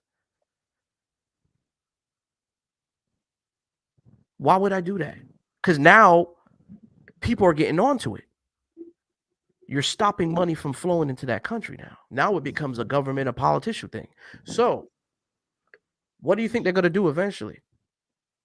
Why do you think what's happened to Cartagena? Why do you think the clock towers now, they're banning, they're cutting shit down because they're seeing what's happening. They're getting the heat. Colombia doesn't want that reputation, man. Well, this is kind of what I was trying to get into. Hold on, Philippi, hold on. I ain't trying to cut you off, man, but we got other guys on the panel that haven't spoken in a while. Black Cleaner, and I want to welcome Morning Drive Coffee Break. He also super chatted with a $4.99 super chat. He says, great show as always, BMT. I really appreciate that. And I'm getting right to you in a second. Morning Drive Coffee Break. It's a long name, brother. But I got you, though. Black Cleaner, you want to go ahead and jump on like you in paradise out there in Panama? I'm safe right here. I don't know what y'all talking about. Well, I do want to say one thing. In terms of, us being the face of the whole X movement, there are things that we can do to stop that, because what I notice is this, and I know people always talking about depolicing this and depolicing that, but Aaron, let me ask you a question because you from Atlanta. ATL. All right. So if you had a group of guys and they was all bragging, talking about, yo, I just spent the weekend at in Atlanta, and you was like, yo, where did you stay at, man? I stayed all weekend on Fulton Industrial. I had a good time. What would you be thinking about those guys? I'm man missing Fulton Industrial. I don't know, bro. It was tripping. I don't know. And that's the whole point that I'm trying to explain. I mean, most of us that are on here, we always glorify, as you said, those three major, big three areas in Dominican Republic, in Brazil, in Colombia. And that's what's causing all of the negative flack, is because we're glorifying their Fulton Industrial Boulevard, their red light district. So if we start focusing on some of that, that stuff right there, then that would also bring some of the light off of us, especially now. Hold on, bro. I gotta cut you off. Who is glorifying that? Who's glorifying it? Not me. Everybody who makes all of the videos about Sosua and who all makes the yeah, but those Black, that's a small portion. That's a small portion of men that's doing that. But it does get the algorithms, though. You know what I'm saying? Thank you.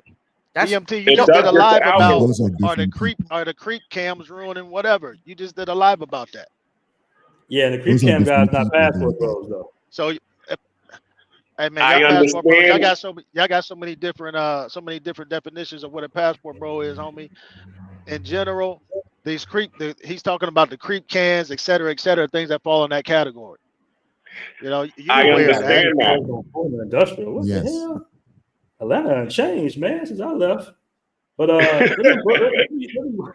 I'm just, everybody knows what Fulton Industrial was known for back in the 80s, 90s, and it's starting to be gentrified now and changing now. But still, anybody who says FIB, they know what that's about. And the same thing about Sosua, and the same thing about, the clock tower in Cartagena. You say these things and it's all the same thing.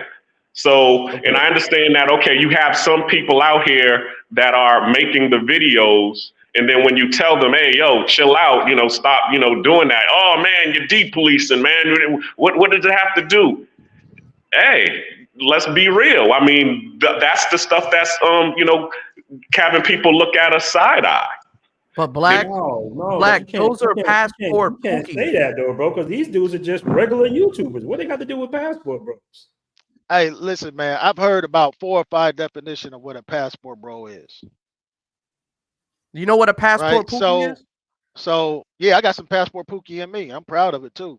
You know what a passport Okay. pookie is? A got some in me. guy like Jay Rella that goes over there and asks for I don't know donations him. because he's poor and he can't get I back don't know home him. from I DR. don't ask for donations. I don't ask for money. Don't need to. Exactly, but guess what? Those guys are linked to Passport Bros when they're not. That They hey, even if Passport Bros is tired of sir, people using their brand they the wrong even- way, homeboy, you they need to even- clean but up your own sir, backyard.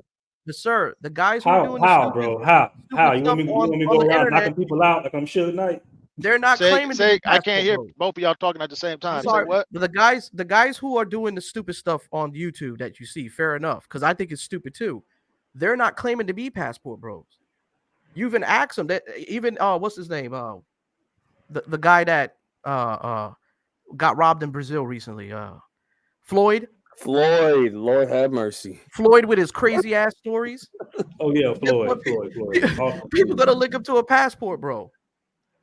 Hey, homie, I haven't mentioned. But I he said haven't he's not a linked Passport Bro. anybody. I haven't linked anybody to Passport Bro. I simply No, but I'm said just saying the stupid stuff that happens, people link it to that name. And those people that are doing the stupid stuff are saying, I'm not a Passport Bro. well, homie, I don't got nothing to I do with agree. y'all's movement. Oh, Right? God, So man. as far as Get it. somebody is say again. You're not understanding, my brother. I'm talking about the I people- understood it. I understood exactly what you said. You said that people this in dude did Sasua- something. You said that this dude did something, and people are linking what he did to y'all's movement. That's exactly what you said. And he's not Sir, part of your movement. That's what you're saying. Right. So even the guys that are also shaking their asses and showing asses on Sasua and all this other common stuff, they're not claiming to be Passport Bros. They just doing their own thing. They're just doing their I own don't- thing for views and clicks. I never spoke about the Passport Bros. That was homie that just got I done know that you're speaking. not, but I'm just giving you a clarification that the stupid degeneracy nonsense that goes on, they're not Passport Bros. I understand that. And I'm All right, saying good point. clearly, Okay. Morning drive coffee break. You've been patient, bro. You have anything to say? Morning drive coffee break. He got off as soon as we gave him a shot. All right, go ahead, Delanoy. Yeah, I don't do the Tinder situation, and this is the first time I'm hearing truthfully what happened Can you to hear QB. I don't do that QB shit is a either. great guy, man. It's unfortunate what happened to him, but yeah, I have to tag along with Philip and player with a passport. You know me personally, BMT. Every time I go to Brazil, what I say, I'm about to hang out with my friends, man. You got to have a good network down there. That's why I've never had an issue in any country, whether Portugal, Brazil, Jamaica, Mexico, London, whatever. I've never had an issue simply because I have a strong network, and those friends always introduce me to their friends and their associates, which all have been vetted. So I've never had an issue. That's why I encourage people to establish a strong network anywhere they go. Tinder is not the best place. I mean, you can find good people. I'm not saying everybody on Tinder is bad, because that's Okay. far from the truth. But Delano, can I just intervene real quick? I just Yeah, want to go say ahead. this. I just want to say this from my experience, right? Yeah. I have a Colombian tour guide. Mhm. He's from Jersey. He speaks fluent Spanish and he speaks fluent English. Right? He picked me up from the airport. All these cab drivers, come with me. Nope. I'm going to the person that I've talked to, that I know, that plugged me in. So as soon as I got to Medellin, I went straight to my cab driver. Guess what? I told him straight up like this. I said, listen, do me a favor. Get a sign and write my name so I know who you are. He says, all right, cool. Because I kind of know what to expect. The mob crew, the taxi mob crews. Y'all know who I'm talking about. As soon as you land, on country, hey, Bobby, come here. No, I'm good. Them and the people that's trying to clean your shoes. That's street smarts. But see, I think that's you're dropping dimes, Andrew Show. I'm only thank you, sir, but I'm only speaking on how I move from experience, right? Mm-hmm. That's why I never got into any issues. So the personal tour guide, I got plugged in. Shout out to Marty McFly. He's been to Colombia many times. This is my first time going. So I had to plug into somebody before I got there how to move. Smart. So Marty plugged me in on a tour guide. He's from Jersey. He speaks Spanish fluently and English. His name is Alejandro. So if anybody is going to Colombia, I got you. Just make sure you take care of him because it's gonna make me look bad. So he'll get you there safe. So he had my sign up with my name on it, right? So I knew who to go to. Boom. Went straight into the cab. Saw the mountains. It was crazy. It was a nice little scenery. You know what I mean? Got back to my place. No problems. Checked in with our Airbnb spot that I got. First thing he did is ask for my ID, scan my ID, all that type of stuff. I felt safe. So I'm going into my place now. Boom. Guess what he told me? My cab driver says, hey, listen, man, where do you want to go? You want girls? You want blunts? You want drinks? Whatever you want. You want coke? I don't know if I'm allowed to say that. I said, no, I'm good. I'm good. Like these people, it's a normal thing for them. They got this thing called Tussie, whatever the fuck it's called. I had, you don't talk about BMTs, but the girls do this a lot. You know what I'm saying? So I got introduced to a girl from Facebook, right? I was told, talk to women on Facebook because that way you get to know who they are. Facts. They have to verify themselves. Facebook is the key. And my women have Facebook for like 10, 15 years. Yeah, it's Instagram in Brazil, man. Women have to verify themselves through Facebook, right? You have to understand criminals, they don't like to verify themselves. Yes. So they're not going to fuck with Facebook. They're going to fuck with Tinder. So with my experience, I talked to some shorties off of Facebook, met them, had my times, had a good time, no issue. I wanted anything. Shorty was taking care of me, washing my dishes, doing whatever. Like it felt very family-like because I was dealing with a girl that was not from the streets. Right? So there's different types of women you're going to meet. You're going to meet women that are just, hey, listen, I'm trying to get this money. Let's smash, boom, boom, boom. I'm on a time or I got to time you. You know those type of women. That's what you want to deal with. That's your choice. You got that choice there, right? Me, I choose the other choice. So I choose to want to meet women that are local women, that women that I can talk to. Because to me, I feel like I'm missing something if I play that lifestyle. You know what I mean? I did the Hollywood, Las Vegas lifestyle already, but I want something wholesome. I want to meet a little bit more genuine. More genuine. You're getting older.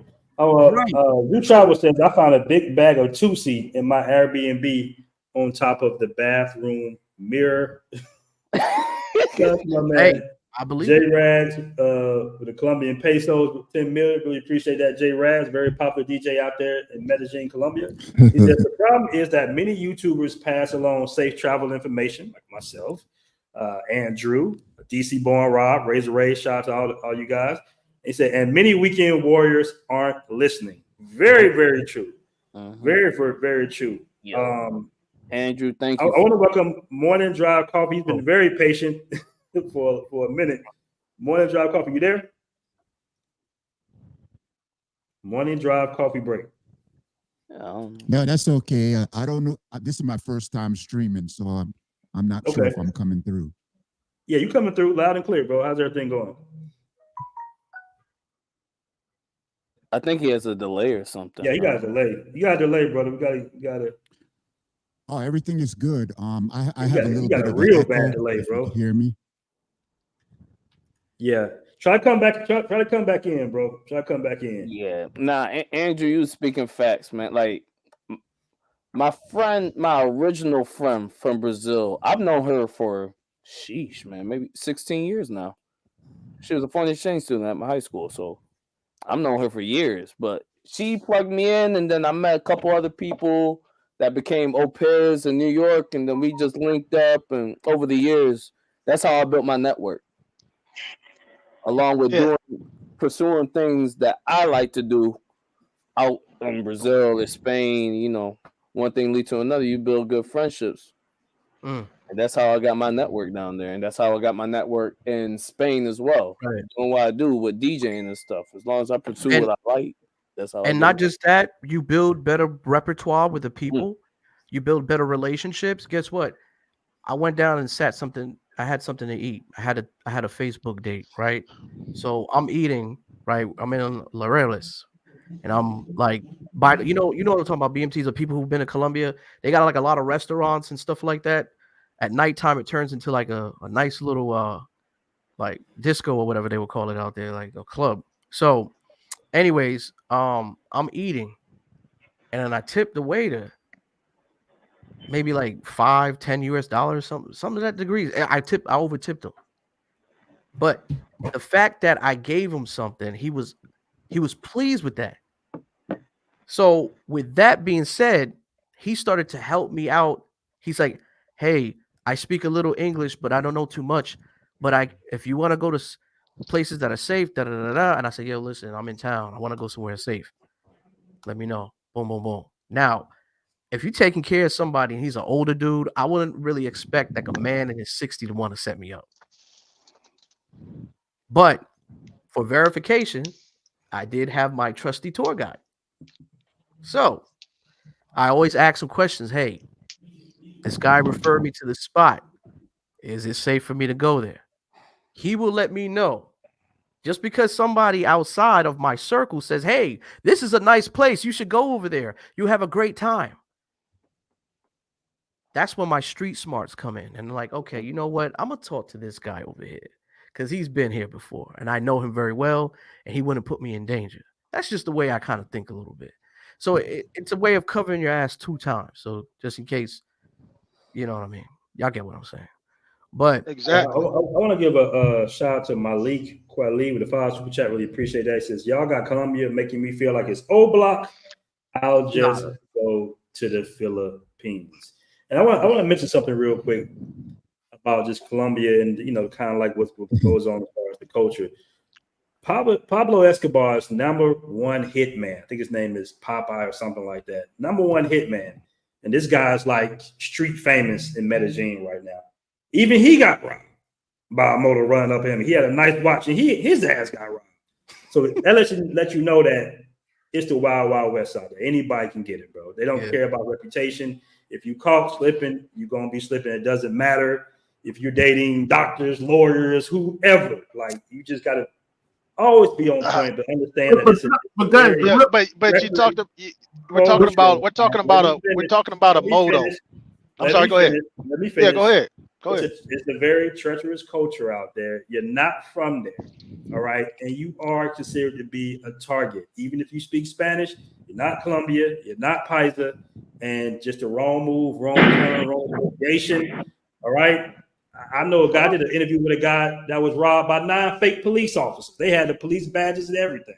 It goes down in Colombia, bro. So I just want to put that out there. Yeah, you're absolutely right. I just want to add on with that. I just want to add on just to finish this up that absolutely, because the Colombia I used to go to isn't the Colombia right now. So, I mean, I was super naive my first couple of years in Colombia. I was naive. Yeah. I had no idea because I made a lot of mistakes. I'll be honest with you. I went out with girls, met my girlfriend on Tinder, and was drinking and just partying like it was nothing. Yeah. I want to say it got worse, but maybe I was just naive. But let me try again, and I got you playing with the passport. I know you want to say something. Morning drive, coffee break. Are you there now? Okay, go ahead, play with the passport. And we've been you somewhere, bro. I don't know I'm here. At, Can you hear me? No, brother, you too. Can you hear me? Can you hear me? You got a delay, bro. You got a delay, my man. You got a delay. I don't know what it is. You got a delay. I don't know how to you got solve the best. delay. Hold on. You got the best background. You got the best background, bro. You got the whole set up. I don't know. I don't know about the delay. Right there. No, $2,000 of Jordans. Okay. Well, I'm you got about delay. to start a YouTube channel next week. Okay. Dope setup though, brother. Dope setup, man. Dope setup. That delay is crazy. All right, play it with a passport. You go ahead, bro. Yeah. I'm a big supporter of the Passport Bros. Thank you, man. Thank you, bro. Go ahead, play with the passport. Nah, man, I was just going to say that you are 100% right that a moto can pull up on anybody. You're 100% right. It can pull up on anybody at any time. However, getting scoped, I stand on my experience and my belief that that's a whole different, that's like a different invoice. Yeah. Right. Anybody can get robbed. I'm in 100% agreement with that. But as far as getting scoped and set up by females, I don't agree with that. You know what I'm saying? It depends on the quality of woman that you're dealing with. I'm gonna stand on that. You know. Well, obviously it's about quality. I mean, if she's trying to scope you, obviously she's not a high quality female. You know. But exactly. But you'd be surprised how many dudes, you know, they don't receive that message well. Well, my bottom line is this. This whole thing about all these dudes going down to Colombia, it's like this is a narco state, for God's sakes, and it's been one since I was a child.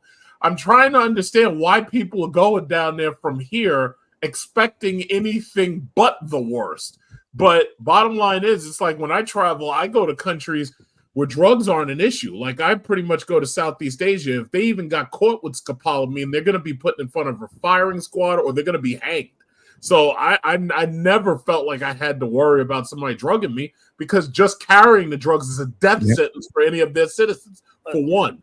And now anybody could get robbed. I mean, somebody could take your cell phone or take your wallet and run. But for the most part, this whole thing that you're seeing going down in Colombia, it's like this stuff doesn't just happen just anywhere because these other governments don't play those games, especially with tourists. Yeah. Yeah, I mean true. that's not happening in Southeast Asia. No. If one of them chicks like that, you talk. Somebody was talking about putting guys drinks and then the whole scopolamine thing. Let me tell you something. If one of them chicks even got caught with a roofie, she's getting in front of a firing squad, and that's how it worked. They what was it? I think it was Singapore. They hanged a chick not too long ago. They don't play. They don't play. If you have a test positive for marijuana in Singapore, even if you didn't smoke it there, they're throwing your ass in jail for 10 years. Yeah, they don't play those games. So when you guys are going down to Colombia, the cocaine supplier of the earth since like the 80s, I don't understand why y'all would go someplace like that. But yeah, I don't understand why y'all would go to a place like that and expect anything but the absolute worst. I just don't get it. I have a question. Colombia is a wonderful place, man, but it is not like Mexico, and it certainly is not like Mexico's just bad. Yeah, but well, I don't know if they're different. Listen, anytime you can go to the beach at Cancun and you've got people on jet skis shooting at the people who are on the beach, I consider that pretty bad. I'm not going. Well, yeah. I would throw this back. I would throw this back at you. When you say it's not that bad, what about those black people who were in that car and they pulled over the car, started shooting at them, killed two of them? Come on, man! You should have been able to see through that. That was a whole different situation. They went to Cartel Central. They went into Cartel Central, but I'm going to throw Southeast Asia. That in the Philippines they have this thing called shabu shabu. There are issues there too. It just is how you're moving, right? You can't tell me. Listen, in the Philippines, the government was executing people with the drugs, right? That they were shooting up dealers and everybody else, whole markets. That was under Duterte, and that was a great way of dealing with that crime. I got two. I'm not going to say that, but I will say that there are these types of issues throughout. They're in Asia, they're in Latin America. But you got to know how to move in each place. Yeah, I got two things to say. First of all, Passport Bros business class. Those two incidents the jet ski, as crazy as it may seem, and the shootout, those were both targeted situations. Targeting what? Black people? What? No, those are all right. So the two black people definitely that was a drive. All right. Well, all I'm saying is, if you're gonna travel to countries where that kind of fuckery is not tolerated. Excuse me, please. Those were targeted situations. The jet ski situation was a targeted situation. Trust me, as a person that's from south of the border, trust me, those were targeted situations. Wait, I'm sorry. When you say you're south of the border, where are you talking about? I'm from Jamaica. Yeah, but Jamaica, they got fucking military armed cops, for God's sakes. They don't play that shit either. Excuse me, no, and tourists still get killed in Jamaica. Yeah, I mean, well, I understand that they do, but what I'm talking about is when I go to a place, that place needs to be safe enough where the government has 100% authoritarian control over their people. So when I go places, I ain't worried about getting robbed. I ain't worried about nobody stealing nothing from me. Scopolamine, I ain't worried about none of that. Because those people know that if they do anything to me, they will be caught and they'll be put in front of a firing squad. Those are the countries I travel to.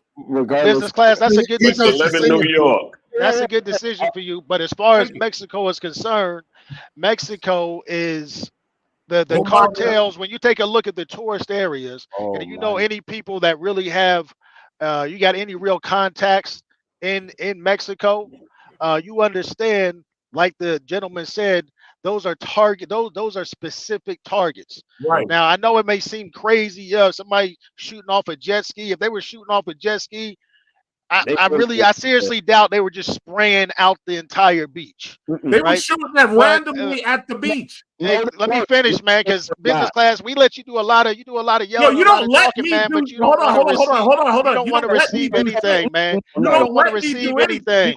You You're getting too emotional, homie. You're getting too emotional, man. It doesn't work like that. You're getting too emotional. Stronger than that. You don't let me. You're getting too emotional. You're getting too emotional. You're getting too emotional. I don't. It's funny stuff. All right. Hold on. Okay. Wow. Okay. All right. I appreciate everybody joining the show, man. It was getting a little reckless. I didn't mean to cut everybody off, but I wanted to holler at Andrew anyway toward the end of the show. What's good, my brother? What's good, man? What's going on, man? We gotta do that podcast too, bro. We're gonna have to do that podcast soon. You got quite a show going on. Podcast. Yeah, of course. Of course, man. You got quite a show going on tonight, man. It's cool, man. You know, we kind of way off subject, but you know, we spoke on it. It was a good show. I'm glad it lasted. You know, I just wanted to go ahead and wrap it on up because we was about to get to throwing some blows in here. So yeah, man, it's all good though, brother. But you want to give us a shout out on your channel, man, before we go? Yeah, man. Those of y'all who haven't passed by my show, it's the Andrew Show. You can look me up on YouTube.